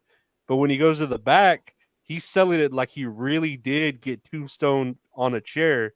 And he's telling like Vince McMahon, Vince, call my wife. Call my son. I'm my what back. The fuck? He's telling him that he got dropped on his head, and Undertaker's like, nah, man, like roll the footage back. I protected him as much as I could because, I didn't drop you anywhere near the chair. And then when he told him that, and they saw like the footage, they were like, "Yeah, Hulk, he didn't drop you on the chair." He's like, "Nah, he held me too tight. He that actually hurt me even more when he held me so tight that I couldn't all the pressure, I couldn't move it." He like, he was just trying to rowdy. Like he's like, dude, fuck. And that's why Undertaker just fucking hates Hulk Hogan. He's like, dude, fuck you. I know what you're about. He You're a goes, piece I of should have just shit." dropped you on your fucking head. Honestly, at that point, man, do everybody a favor. Yeah, he was like, dude, you're just trying to get out of this. Like, I don't know what, with an injury or the title loss. I don't know, but it was just, or he was trying to bury Undertaker, I mean, He that's a held me joke in too itself. tight, bro. Like he's making sure Yeah. you're safe, man. Yeah. It was like, I don't know. You could even just look at this clip here and tell that he protected him as much as he could. And you Yeah, could this tell, is this goes back to like that Maven video because Maven said he's also taking a tombstone. He said with the tombstone, he's like you could barely feel anything. Like y'all working together. Like Taker's holding you tight, so that way, like if your head is above his knees, you're not gonna hit the floor. And plus, it also depends on you. Like you have to hold on tight as well, so that way, when he drops to his knees, like you won't shift down, and actually hit the top of your head. And then just no, yeah. oh man, dude, this guy, No, Hulk Hogan this is, guy. he's something else. But speaking of something else, that goes with our sports book. If you want something else to talk about, sports betting has been sports betting has rapidly risen in popularity, and I want to connect you all with an opportunity to get started or get ahead. Having multiple sportsbook accounts is the most simple way to maximize your profits. There's never been a better time to sign up.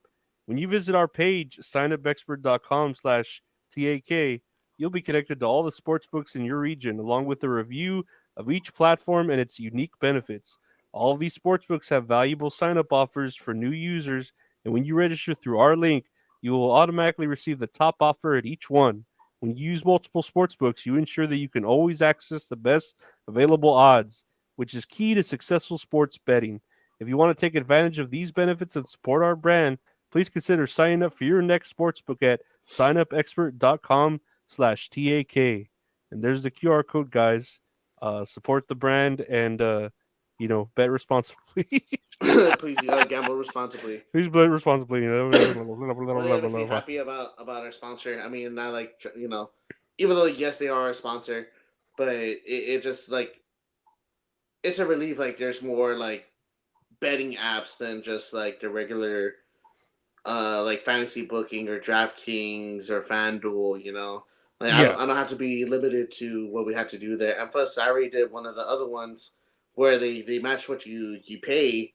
So it's like I put in 20, they gave me 40. It's like, oh hell yeah! Like it's more than I'm able to do. So I'm a fan of it. Honestly, it's pretty awesome. I'm becoming a fan of it. I really am. I shouldn't be that much of a fan because I don't know much about sports, but it does give you all the like stats too on there on like how they think you should bet, how other people betting. So it's fun. It's fun and it's I don't know. It's like scratching a scratch off ticket. Like it's just fun.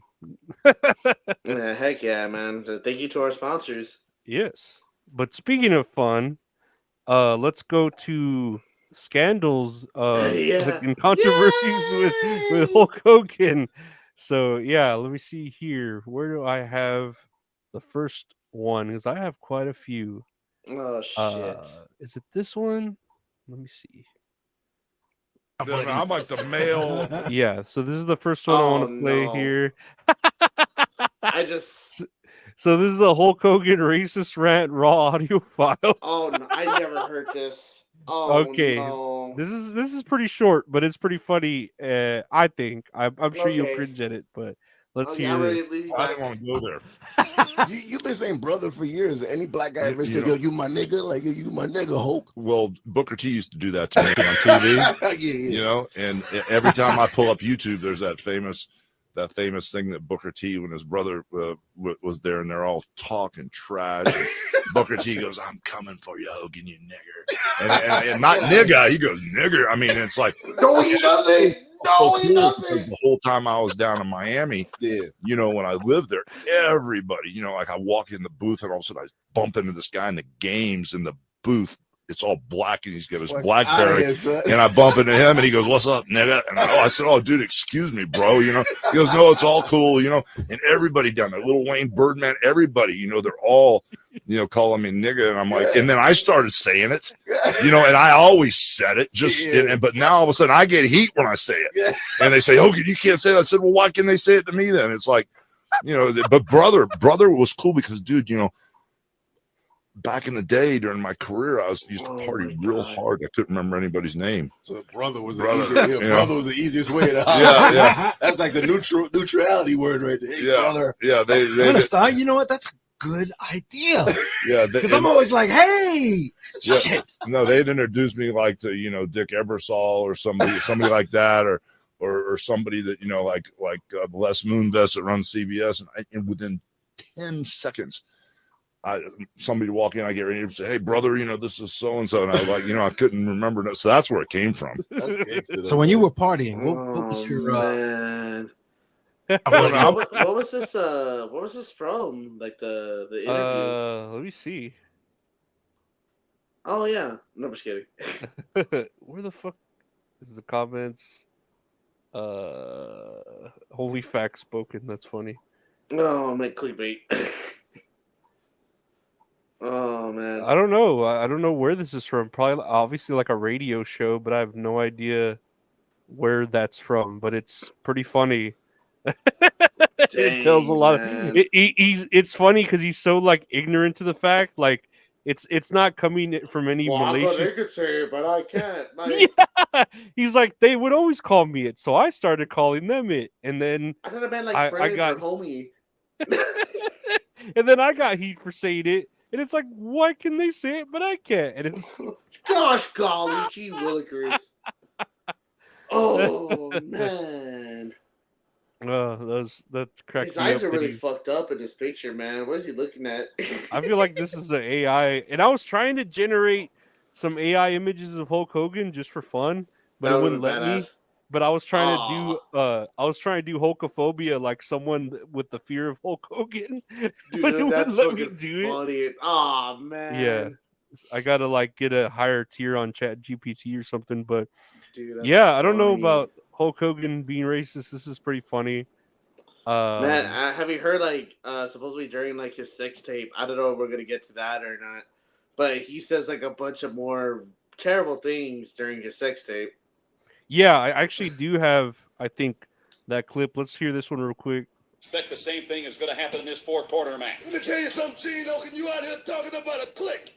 The only clique you need to know about is the Harlem Heat and Sister Sherry. See, because what you dealing with here is the brotherhood. It's nonstop from this point on in WCW. We take what we want, and after we take Lex Luger and the Giant, we want the gold sucker Hulk Hogan. We coming for you, nigga. I should point out to the rest of us, hey, look at this. Take a look. We're talking about the Rock approaching. Oh, man. You can tell Sherry like knows, dude. Are the things you're going to have to deal with tonight. What about the... You can see Sherry just like, don't worry. It's okay. You're good. Oh my god. Honestly, man, from what I've heard, I didn't hear a hard R. No, I didn't hear a hard R like Hulk Hogan was presuming that it was. Oh, it was not a Dude, that's fucking funny. I love this video so much. Dude, and Harlem Heat looked great. Like Booker T's always looked fucking great. Even like that's his like legit brother, right? Or no, I don't know. I don't know. It's his brother. But I've always liked Harlem Heat, like as a tag team. I don't know why they needed Sister Sherry to. Yeah, I want to know what was up with that. How come she was part of that? Yeah, like I don't think they needed her to get over unless they just it was really racial back then, and they legit needed a white woman to put them over. You know, like I don't know. Oh man, that sounds bad. Yeah, but it sounds like something that legitimately would be going on at that time. Yeah, honestly. So I do have. Let's see here. Where is it? The sex tape audio. Oh, dude, I never looked this shit up, so it's the first for me. Here we go. So here's here's some other racist audio that we can listen to, and Oh. it'll have the words here if you want to read, not to read along, but read along to it in your head. She jump sides on me because I shelled out $2-3 million for her music, and I've been trying to help her. I've done everything fucking with him day and night on the radio like a jackass. He's working with me to make it work. He goes out and really should call every day and do the shit I do. The Southeast record, this billionaire guy, he's like basically did more for her a year than anybody's done. Okay, he had one song after 10 months, she would have back up and back still. Implement, but I try to be the realist. If this is your option, you got a better option. Said you can get signed with fucking. He's gonna put the pot there. I go right now. There's nothing else. We're doing the best we can. So it gets to the point where I really broke was fucking the black guy's son. We've been hanging out. I caught them holding hands together on the tour. They were getting close to the time before I'm doing fucking good. I'm not a double standard type guy. I'm a racist to a point. Yeah. You know, fucking weird. But then when it comes to nice people, you know, we all are that way. Yeah, but when it comes to nice people, you can't say. I don't give a fuck. She's already. I don't care. Fucking hate football. Fucking really don't basketball player. They have to. If we're gonna fuck with vendors, we'll see the original. The thing is, now we start doing these nasty emails, so someone will write a relationship. And so now don't ever talk to anybody. I never heard the audio before, man. You didn't hear that? Shit. Oh, That was man. 2016? It was that long ago? Dude, I don't know, because I'm sure there was a point, right, where like man. he was gonna do a lot of WWE events and they had to pull him off, right? Like, Yeah, because this shit leaked. yeah. But it's like, I wonder, like, who was recording? Well, like, did he know about the sex tape? Or like, I don't know where to start with this, honestly. Yeah, it's very odd, you know. It's a Yes. racist audio rant, which was leaked following his lawsuit with Gawker. Gawker. I was trying to remember the website, but So, yeah, this is just more, you know, racist stuff that I just thought was funny. I'm sure there's a treasure trove of other racist things he's said and done. Man. But I know, and I think that was with Bubba the Love Sponge's wife, right? That he had sex with. So I here's guess he loves getting cucked, supposedly. So here's an article, and I'll read the thing here. Hulk Hogan sex tape trial. Why his penis is vital to the case. What the fuck?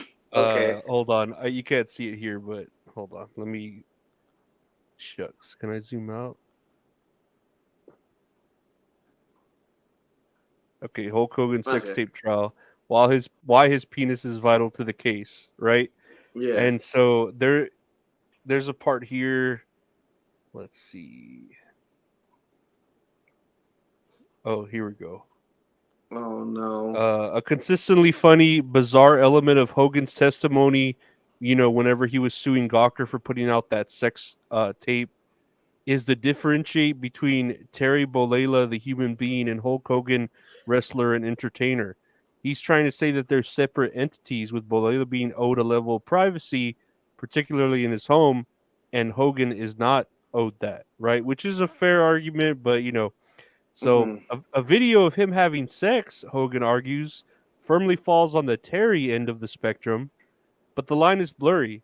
It came up several times and it was all fairly confusing. Hogan's stance, as its essence, is that plenty of times, like while having sex with his friend's wife, he's Terry. Establishing that is vital to his case. If Hulk Hogan had any privacy, I gave it up walking out the front door as a character. I'm concerned about Hulk Hogan's privacy, but I kind of gave that away. But in the privacy of my own home, I'm Terry Bollea, and nobody invades my privacy in my own home or in the private setting with my friends. So, during cross-examination, the debate assumed the form of his genitals. Gawker attorneys played audio of Hogan on Bubba the Love Sponge show years before the sex tape, saying if his listener supported his daughter's Brooks music career, he'd reveal the size of his penis. Hogan implied on the radio, is a large penis indeed. I've got a size 15 feet, and you figure it out. What the fuck? But then he's saying that Terry Bollena's penis is not 10 inches, so he's trying to say that they're different penises size or for different people. So I don't know. It's a weird argument to be in court about. Huh. Yeah. Man, dude. That he's playing a character with or he's Terry Bollea when he's fucking his friend's wife, but he's Dude, Hulk I don't Hogan, the know, public man. figure, when he's I don't not. know where to fucking begin with this shit. Oh my god. I understand the argument legally, but I mean, I don't know, man. Like, that's Like, why. does your dick really have to fucking partake in the case? Or are you just Does his, bragging? does It's a his humble dick brag, I guess. does his dick have the do rag and the little fucking beard and mullet? Oh, You just know, like right above, it's just a fucking like the blonde bush. yeah, I can see that. Dude. You know, or I don't know. It's just a weird thing, and this is where like I feel like you should just not record yourself having sex, but I don't know. whatever It's gets. like real simple shit like you could avoid, you know? Yeah, yeah, but whatever gets Uh, people off. I'm not kink shaming anyone no, here. yeah, definitely. No, no, no. I'm racist. I'm not a kink shamer. I'm just racist. I know. God forbid you be a king shamer, man. Yeah, Racist I no, could deal with. yeah, no. I can support Israel, but kink shaming, no. I gotta let them be furries and have big old anime titties in the fucking classrooms. That's fine. Oh man, that's fucking But funny. it's interesting with Hulk Hogan, the things that he's done and ruined. Let's check out another article I have here, which I know you were talking about him being on TNA, right? He was brought in kind of late, and Yes. I found an article on Bleacher Report called "The Fall and Fall of TNA." Oh man, that breaks my heart. And so, you know, it talks about how great it was with Kurt Angle, Samoa Joe, AJ Styles, you know, how it had this huge momentum, and then you had the main event Mafia, blah blah blah. Like, it was doing great. And then it started kind of losing its buzz in '09 after the main event Mafia.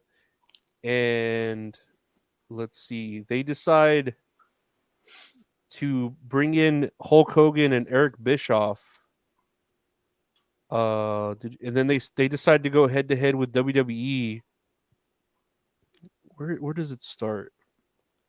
I'm trying to remember the year it starts. Was it 2013, 2012? I don't remember. I'm trying to remember where it goes. Okay, here we go. Midway through '09, post main event Mafia, TNA was in a lull. Storylines became inconsistent. Turns were happening every show. In other words, you know, business as usual. Towards the end of '09, Hogan and Eric announced they were coming to TNA, which is Hulk Hogan, Eric Bischoff. This was the moment TNA lost the magic. Off the tremendous triple threat that was Style versus Joe versus Daniels and a supernova hot series between Wolf and Angle, TNA fell apart.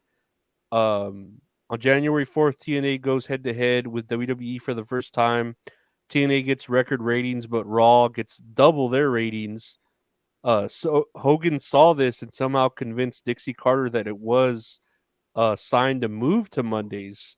So TNA moves to Mondays in March, digging up fossils like the NWO, the Nasties, and Flair. They hire the recently arrested Jeff Hardy, whom they made look completely inconsequential, right? Yeah.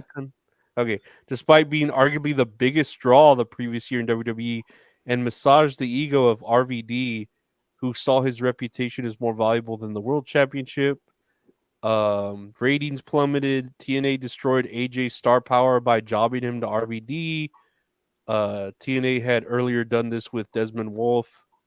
So there's a couple positives here about it, but here it sounds like it goes the route that AEW is going right now. And I hate to talk shit about AEW, but TNA had D'Angelo Dinero, Samoa Joe, AJ Styles, Desmond Wolfe, Generation Me, Jay Lethal, Kazarian, Douglas Williams. These were TNA guys. Uh, they had never been in WWE, never anywhere else. They were homegrown, and yet Hulk Hogan and Eric Bischoff came in and kind of tried to steal the spotlight, robbing TNA of anything unique. Hulk Hogan took the six-sided ring away from fans. He put in a stupid ramp to help him and his old washed-up cronies Oh my hobble to the God. ring. He mugged us when he rubbished the King of the Mountain match. Hogan is an accomplice to the murder of TNA wrestling. He took the spotlight off younger guys to look out for his own ego. But yeah, that's Oh basically. man. But I heard like with the six-sided ring, a lot of wrestlers didn't like it because it was so sturdy. Like they don't mind getting rid of the six-sided ring and they keep it to like the regular four-sided. I get But that, but it was unique to it. You know what I mean? Like, yeah, yeah, I agree. It was something Mhm. different, compared to everyone else, But I guess it's like up to the wrestlers and like far as like more their safety. You know what I mean? Yeah, Like, I yeah. don't know how really like wrestling rings are built, but I heard it was just something with the six-sided ring that was just totally out of whack. I couldn't recall, but yeah, like you said, it's like the AEW route. No means to like talk shit about it, but you got a lot of like ex WWE guys coming in because I think around like that '09 era, you had like Kurt Angle, you had Hulk Hogan, you had the Dudleys, you had fucking Mick Foley was there, RVD, Rhino, like you had a bunch of guys that were ex WWE there. When it's just like, man, you can focus on your homegrown guys instead. And Yeah, it's and Kurt Angle, I mean, as great as he was there, he wasn't afraid to put over anyone or do a job for uh anyone. Like he shit. Even what was the story there that he he lost his wife to Jeff Jarrett, and he even like put it into a storyline and had to like yeah, just let, like he had to like let walk his wife down the aisle, in storyline. Like uh-huh. he's just like, Yeah, that's so dude, it's fucked so up, but weird, man. It's so he was such a stupid. company guy that he did it. Oh man. This is making my eyes water from fucking Yeah, laughing. poor Kurt And Angle, man. the one thing that upsets me was that he was talking shit about the King of the Mountain match. Because that's such a unique stipulation that separates them from other companies. Mhm. Uh do you know about the King of the Mountain match? Like how it's done? I don't. I had no idea what it So, was. if I remember correctly, whoever's listening, correct me if I'm wrong, please. Like, I'm just going based off what's memory. It's a multi-man match where the purpose of the match is to hang up the championship belt on top. Like, instead of climbing a ladder and grabbing it down, you climb a ladder and you hang it up. And if you climb the ladder, hang it up, you win that belt. But the only way you can Huh. do that, it starts off like a multi-man match. So say it's like Samoa Joe and like ex wrestler like ABCDE. Mhm. So one wrestler pins a wrestler, and then the wrestler that got pinned, they spend time in a penalty box. Like locked inside a cage, whatever, so they can't get out. And the guy who does the pin, since they did the pin, now they're able to grab the belt so that way they can climb the ladder. Because you have to make a pinfall or submission first before you can grab the belt to hang up the belt. So to try to win. Mhm. So the more pins that you do, like you're putting people in the cage so that way it could be less men that you have to fight in that match. It sounds super weird, but when you see it like happening, you're just like, oh, okay, like that makes sense. Like I get it. It's different. Like same thing with their Ultimate X match. Like usually with the Ultimate X matches, like those are like the highlights of the show. Like everyone's into those. Will I be able to do that? Fuck no. It's like I can't climb a rope to fucking save my life. No, I'd never heard of that, and I want to watch more TNA and maybe think about getting that TNA 9.99 shit and looking at like their Hmm. old stuff because it's interesting. Like now, like with WWE now that they own WCW or whatever they have, but you go back and you watch all those matches in tandem with like other ones, and you could see there's like a lot of good matches. Like I'll watch like Reliving the War from what is it Wrestle History or whatever, his YouTube. He does like Reliving the War.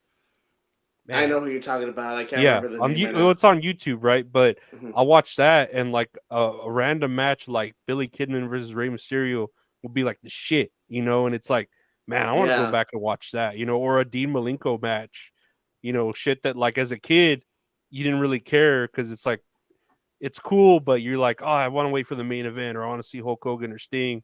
And Yeah. now as an adult, you're like, man, these cruiserweights are fucking putting in the work, like La Yeah. Parka or something, Like I come badass out with the chair, matches. fucking, and like Just Eric just Guitars. dancing. Yeah. My buddy Felix used to always do the La Parka dance like Dude, that and that's fucking shit. great. Hell yeah. Like what he uh, said, like when you had mentioned, like you see that shit, you'd be like, oh man, like you see highlights of a match, you're like, oh, that looks good. Like fuck yeah, I'll go back and I'll look at that match. And like you have such an appreciation now of like the athleticism of like wrestling, where it's like, oh shit, I want to see shit that's gonna make me go like, oh shit, like as far as like the superstardom of like a certain like Hulk Hogan or Ultimate Warrior, because like that shit sells. It's what makes them a lot of money mhm. by all means. One of my cousins has a child, and he's like 10 years old. I love him to death. And then my cousin, he tells me like, "Oh, I'm trying to show him wrestling," and I was like, "Oh, like that's cool." Like I'm trying to show him old videos and everything. And then he goes, "Oh, these are my favorite wrestlers," because I'm showing like stuff from today because maybe that's what he watches. I'm like, "Oh, who's your favorite wrestler?" He goes, "Hulk Hogan and Ultimate Warrior," and I'm just like, Like "Man, kid, that'll I don't want to eventually break your go. heart in like Yeah. about like 8 years from now, man." Like, Don't meet your heroes. yeah, exactly. And it's like, but they're kids. They don't know any better. Like, he's just enjoying it. So I'm like, all right, yeah, I'll play some old Ultimate Warrior matches or whatever. But it's like when I'm watching, it's like, dang, I'm watching like the Ricky Steamboat matches. I'm watching like the Macho Man Mhm. matches. Jake Roberts, the Shawn Michael matches. Like Or even shit. This Jericho's WCW matches are like badass. dude, they're Like always good. yeah, Yeah, yeah. man. Like and not. I mean, yeah, he's almost like Chris Benoit, right? You could say whatever you want about him, but wrestling wise, like He there was was one a of the point best to where, do it. yeah, no, and Yeah. there's a reason why they're on top as far as like wrestling Yeah, and talent. and like the one thing WCW I think they did well was like their cruiserweight division.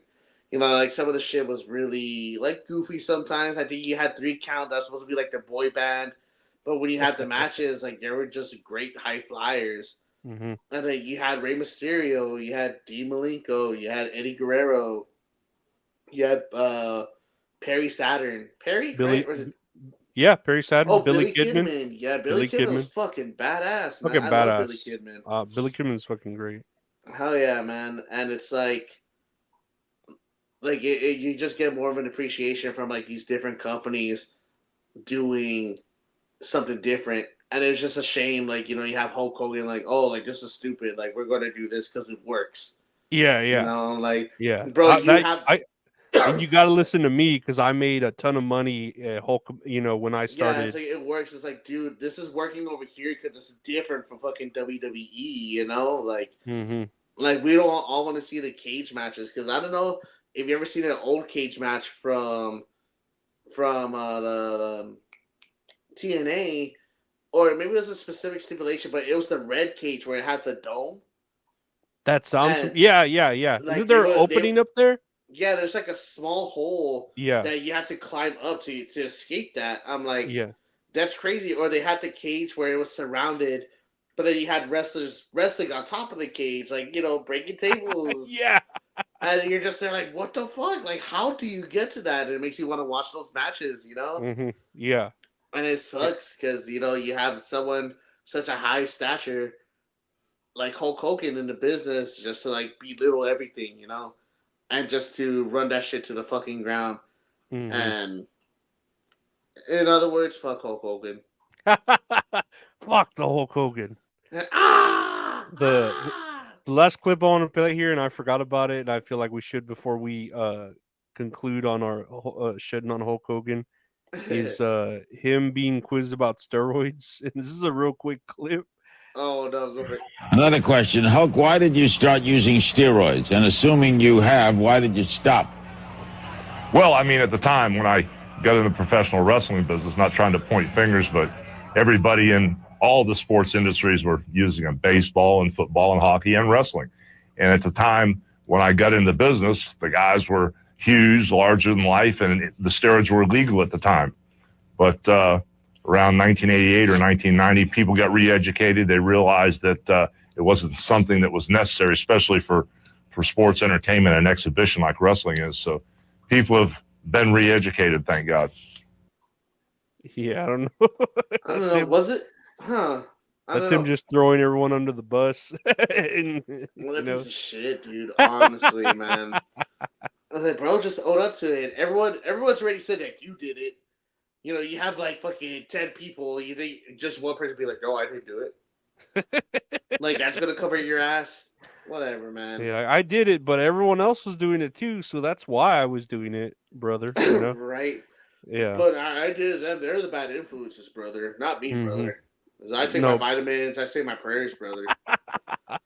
I take my vitamins through injections in my ass, brother. And then I have Jesse Ventura helping me, brother. It's just such a shame that what Hulk Hogan has done for the business, like wrestling wise, you know, changed it forever.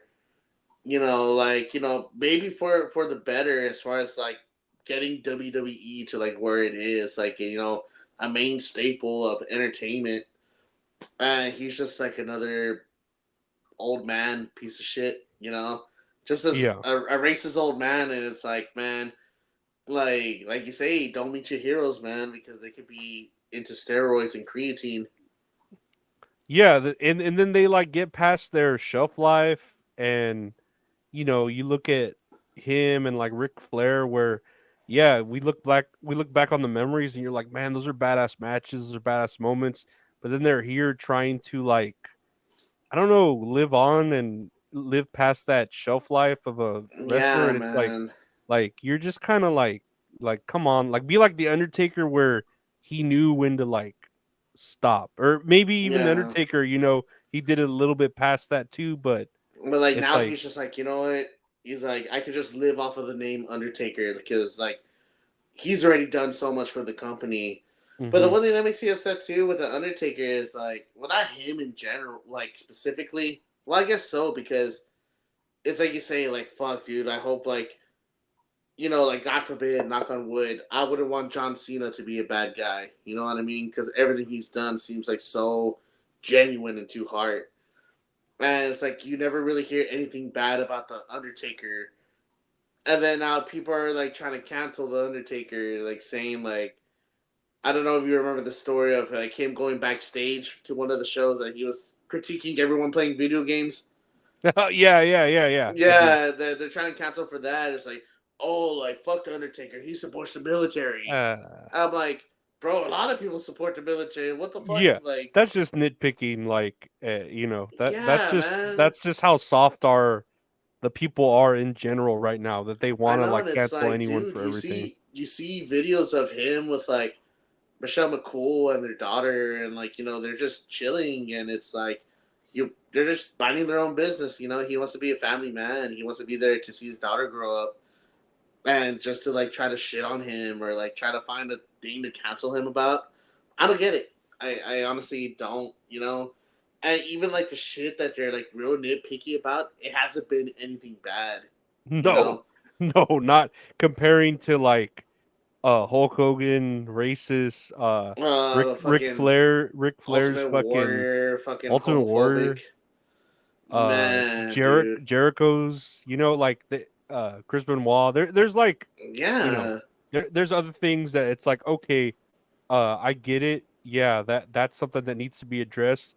But when you're trying to nitpick like that, it's just like, I know it's like literally Chris Benoit fucking killed his family. And it's like you still have motherfuckers that are like, oh, pro Chris Benoit shit.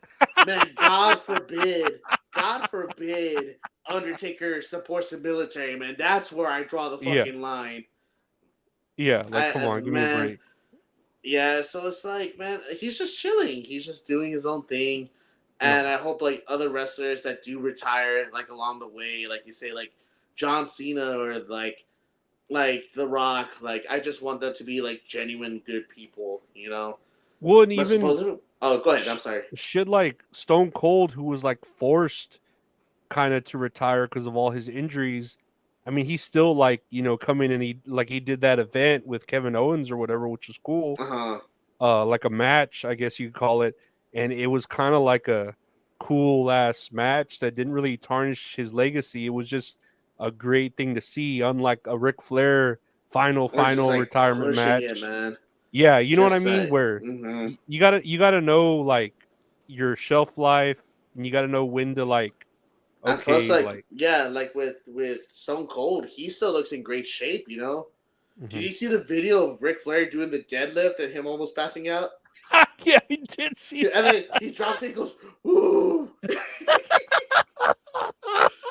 Dude, this is like, I guarantee you, once they shut that camera off, he fucking passed out. I guarantee it.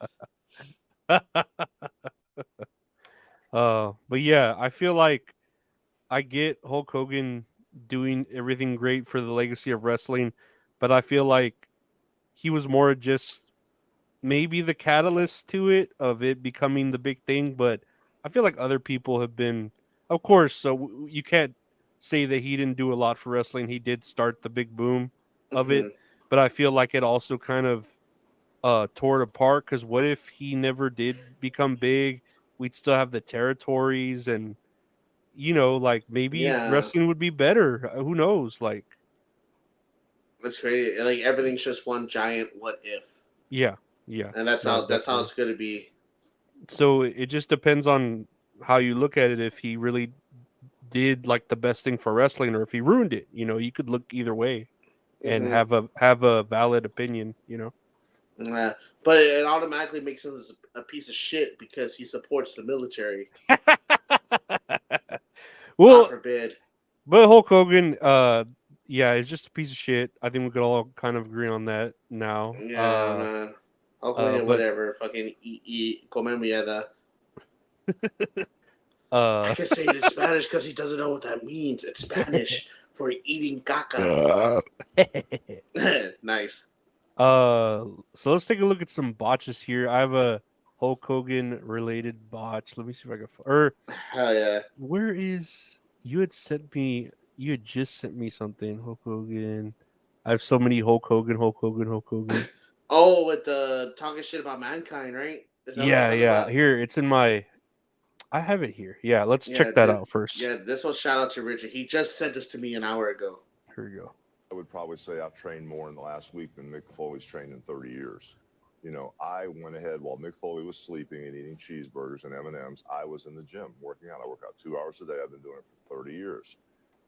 It depends on where you want to be. The early bird ain't no worm. I mean, when these guys are sleeping, I'm training. When these guys are driving at night sometimes and partying, whatever, I'll go back home and I'll train. It all depends on how much respect you have for yourself. Now, nothing against you're doing steroids. I didn't have to prostitute my body and throw myself, over the coals into the fire and the glass to make $1. I decided to train and go another way. I think he's never wrestled with me. I think if you ask guys like The Rock, guys like he's Stone so young. If I was in shape when I wrestled them, if you ask Shawn Michaels, was I in shape when I put in 27 minutes with him in 1996? I think they'd say I was in deceptively good shape. I'm not trying to excuse myself, because part of the reason I retired earlier than I should have is all the damage that the extra weight may have done to my knees and back, and that cost me. But for Hulk Hogan to say that, I think is a lie, and I think it's kind of cruel. And I think if Hulk Hogan were to have wrestled me in his career, that he would sound more or less like a whiny girl in a porno film saying, not so fast and not so hard, because he didn't like it. So the reason I'm out early and he's around there when he's 49 years old is I put out. and I gave people their money's worth. He did in a different way. He was a great entertainer. But at the same time, you didn't have to apologize to your friends for watching a Mick Foley match. And sometimes, I know when I was on the Larry King show and they were watching Hulk in action, it was embarrassing for me to be considered in that same profession as he was, because his stuff was so obviously weak. So, and I'm taking that out. It's a little aggression that I wouldn't normally say, but yeah, that's pretty brutal stuff for a guy of his magnitude. Dang. Dude, it's like Mick Foley falls in the same category. It's like, man, like I treasure Mick Foley. Like he's on a pedestal. I hope nothing negative comes from him. And it's like, why the fuck are you gonna talk shit about Mick Foley? Like, I feel like he didn't mean, and no, not even talking about this clip in particular, but because Mick Foley, I think, was in shape to where he was playing to his strengths and he knew what he could do, and he wasn't trying to do like moonsaults and shit, or whatever. He knew what he could do. He did it well, and he knew how to like work with whoever he was going to work with, right? Good storyteller. Yeah, right. He was just great. He was great at what he did. As far as like playing the character and all that, or whatever you want to say. But of course, I hate that what came out of it, and maybe kind of like the Hulk Hogan, he's kind of like on the other side where people saw that in his deathmatch stuff or whatever you want to call it, and thought, hey, since Mick Foley's at every man, I could do it too. And it came out kind of in that way too, even though Mick Foley probably didn't mean for it to be like that. You know what I mean? That kind of, I could see that negative sort of thing happening too. And I don't know. It's that argument on, you can look either way and kind of have an opinion about it. But in this, like, what we're talking about here with him, I think Mick Foley, is in shape, like for what he knows how to do. For the most part, I feel like any WWE superstar, any wrestler is in better shape than I am. 100%, I'm never. I feel like this irks me in the wrong way because, Hogan is just talking about like, oh, like he's eating M&Ms and cheeseburgers, like he's fat, It's just like, bro, like what does it fucking matter? Like he can still go, like he's like, I can't recall a time where you put on like a 20-minute match, like let alone what everything I put on my best list, I guess. But it's like nothing much was done during the match, Like you have a different match style compared to Mick Foley, where Foley he puts his body on the line, like he sells, like like with the pain he's going through, Yeah, like, people do it differently. Like don't be knocking on each other's shit, man. Like you're in the same business. And then the, like you said, for him to knock his physique, and he's the one that's using steroids. Like, come on, that's the pot calling the kettle black. I'm going over here and I'm training. I'm not putting this in my body. I'm just putting needles in my body that I share with Jesse Ventura. It's like, come on, that's kind of bullshit. But whatever. It's hypocritical, yeah. Yeah, very much so. Let me see. Oh, I got this clip. Titled "Hogan's Brutal Chair Shot to Conan," and it's his warning graphic. Let's take a look at this. I love this one. Get a chair. What? Here, Tony Schiavone. What? At the end. Can you play that again? What? What? He's got a chair. What? Got a chair.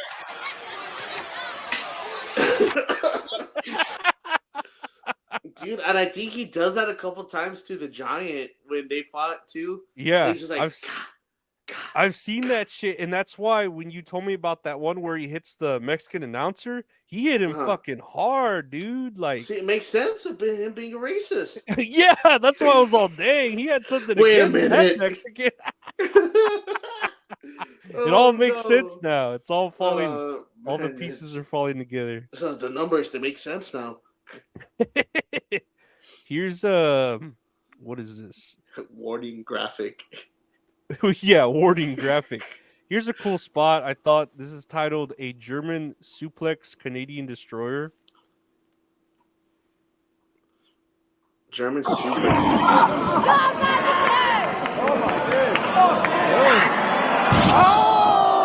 Okay, that was pretty cool. You know, I think it's a cool spot, but I'm like, how does it?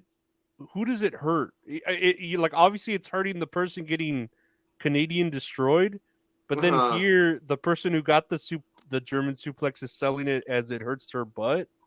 So like, I guess I don't know, man. I think it's the girl, the one that's sitting up now. That's what I would assume. Can play it again? Check it out again. She's already up. See, because she's selling her butt. Because she, you know, she Canadian destroyed this woman. And it's a badass looking feat of strength, but it doesn't make sense to me because you were gonna hurt your butt anyways with the Canadian. Yeah, exactly. Man, wrestling's cool. It looked cool though. It looked it does fucking look cool. I love that. I'm a fan of that. No, I just hate when they do the fucking like 30 Canadian destroyers. Everyone has to fucking learn how to do that, man. That's the one thing that's gonna bug me. Let's look at this next clip of Rebby Hardy. You're not even the fault. I be going hard. Dude. So I used to follow her on TikTok just because I wanted to see like her stuff with like Matt Hardy. And man, she's just like airing all the laundry out on TikTok. So I unfollowed her because I was like, man, this isn't what I followed, you know? But like all the comments are like, oh Queen, I support you. Matt Hardy ain't worth a shit. Like he fucked up for losing a dime like you and stuff. You know, like that's you know, simp shit. Yeah, simp shit, and then like women supporting women. Like you know, that's fine. But it's just like, does anyone ask what did Rebby do? That like, I don't know. I haven't heard anything from Matt Hardy, and now everyone's shitting on Matt Hardy. I just imagine Matt Hardy laying somewhere all gray, like his skin tone from just being concussed. So yeah, he's floating in this pool, just like face up and just like spinning. And he's just delete.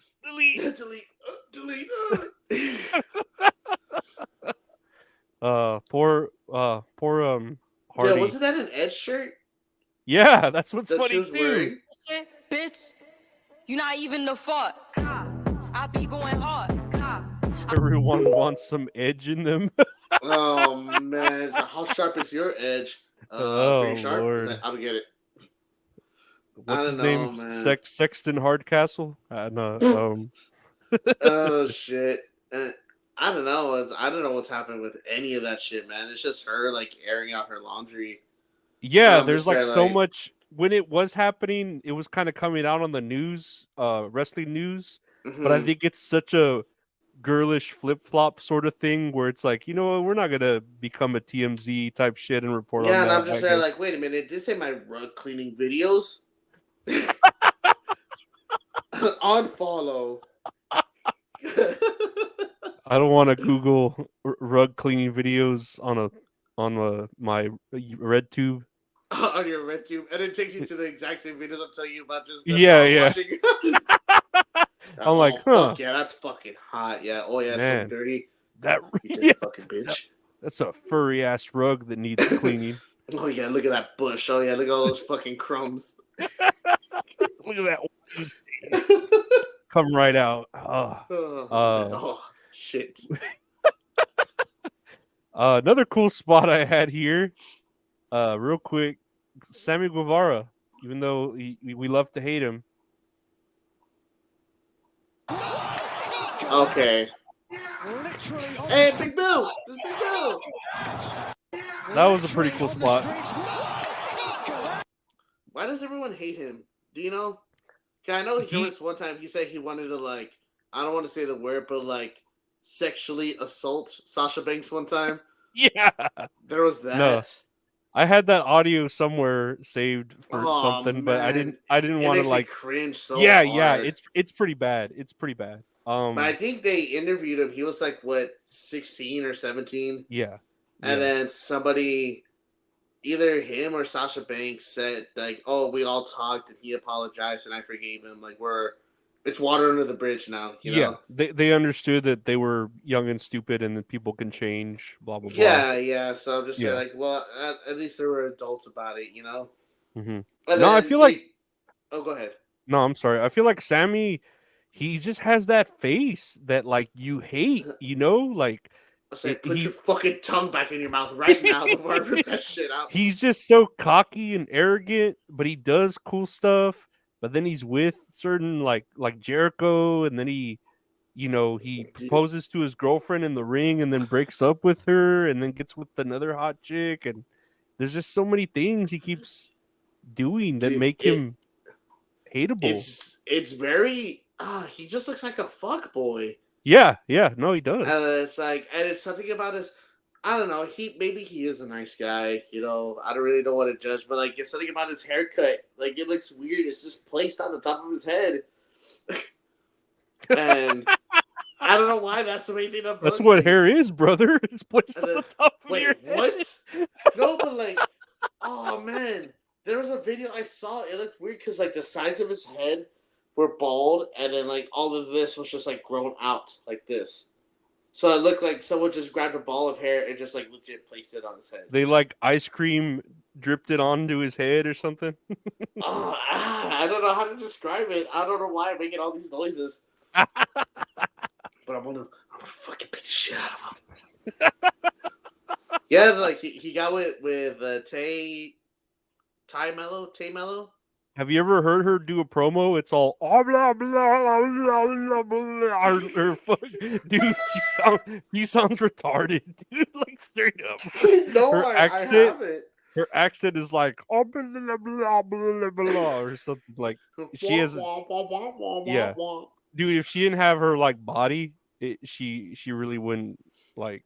I'm Dude, sorry. that's fucking funny. No, I never.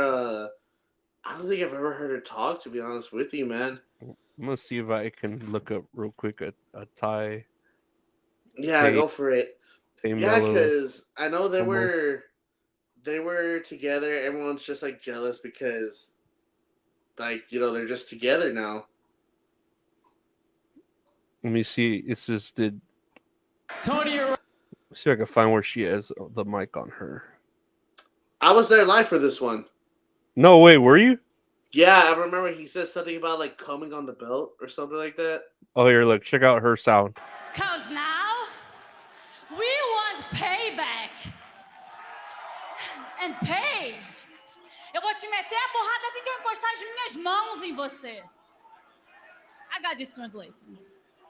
Bitch, you're gonna get your ass kicked. Just like you did your whole fighting career. I don't know, man. She just doesn't sound. What's her nationality? Is she Brazilian?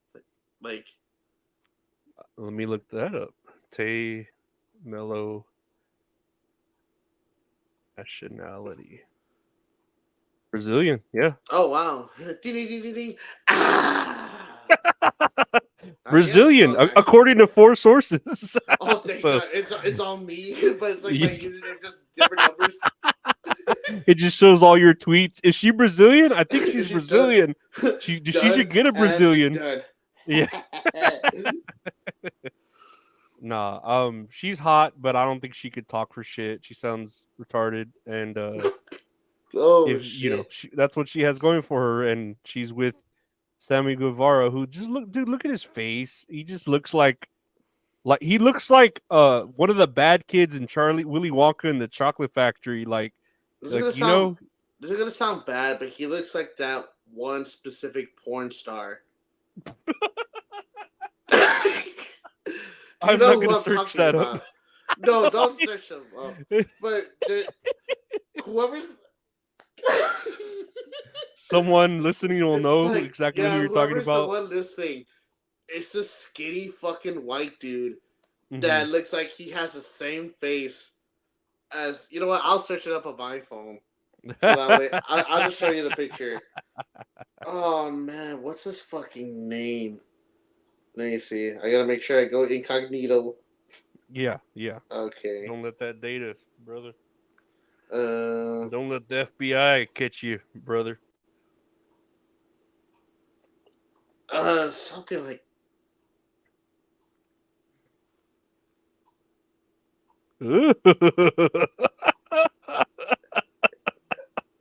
That's a Like, legit porn star. Yeah, That's someone people pay money to watch have sex. I guess so, dude. It's weird because this guy's like a twink, and yeah, I didn't want to show the name, but Yeah, you know yeah. what? Maybe okay. Anyway, I'll look that up for research purposes. Yeah. Oh, yeah. Please. Oh man. Forward me all those videos. But yeah, I don't know. I don't know how. Oh yeah, because that spot. Yeah, he does cool spots, but then he's just like not a likable dude. You know what I mean? Like, Yeah, so man. it's very. I don't know. It's just how wrestling is. You know. I don't know. Maybe he's a nice guy. My friend met him once, like at a Whataburger over here when they were coming back from Austin, Mhm. and he said he met both of them, but that they were both like super nice. They seem nice. I'm not gonna Yeah, I say was that. like, but, okay. I was like, but I'm glad they're nice. he just has that face that like makes you want to hate him. You know. Yeah, yeah. But ending on one more thing, and I thought this was kind of cool. We'll watch it with Stone Cold. It is Stone Cold. It is Stone Cold doing a cold plunge. Ha ha ha! Ha ha! God damn it! Whoa! Oh shit!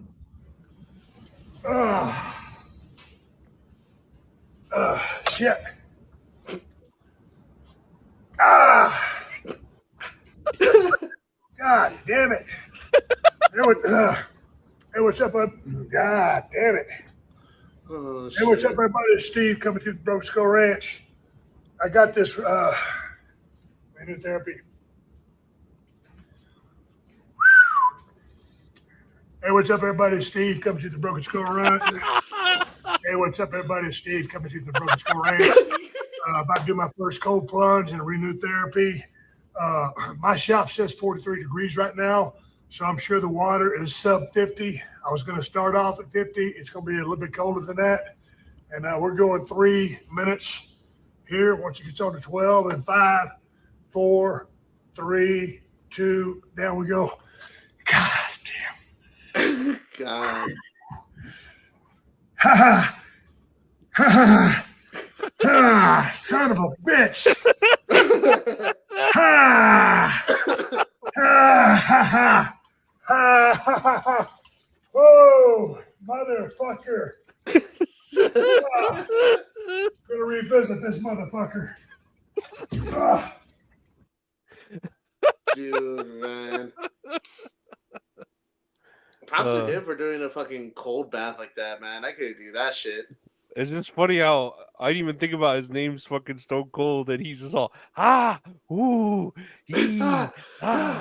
motherfucker, son of a bitch. Welcome to the Broken Skull Ranch. Yeah. Oh, God damn it. Welcome to the Broken Skull Ranch.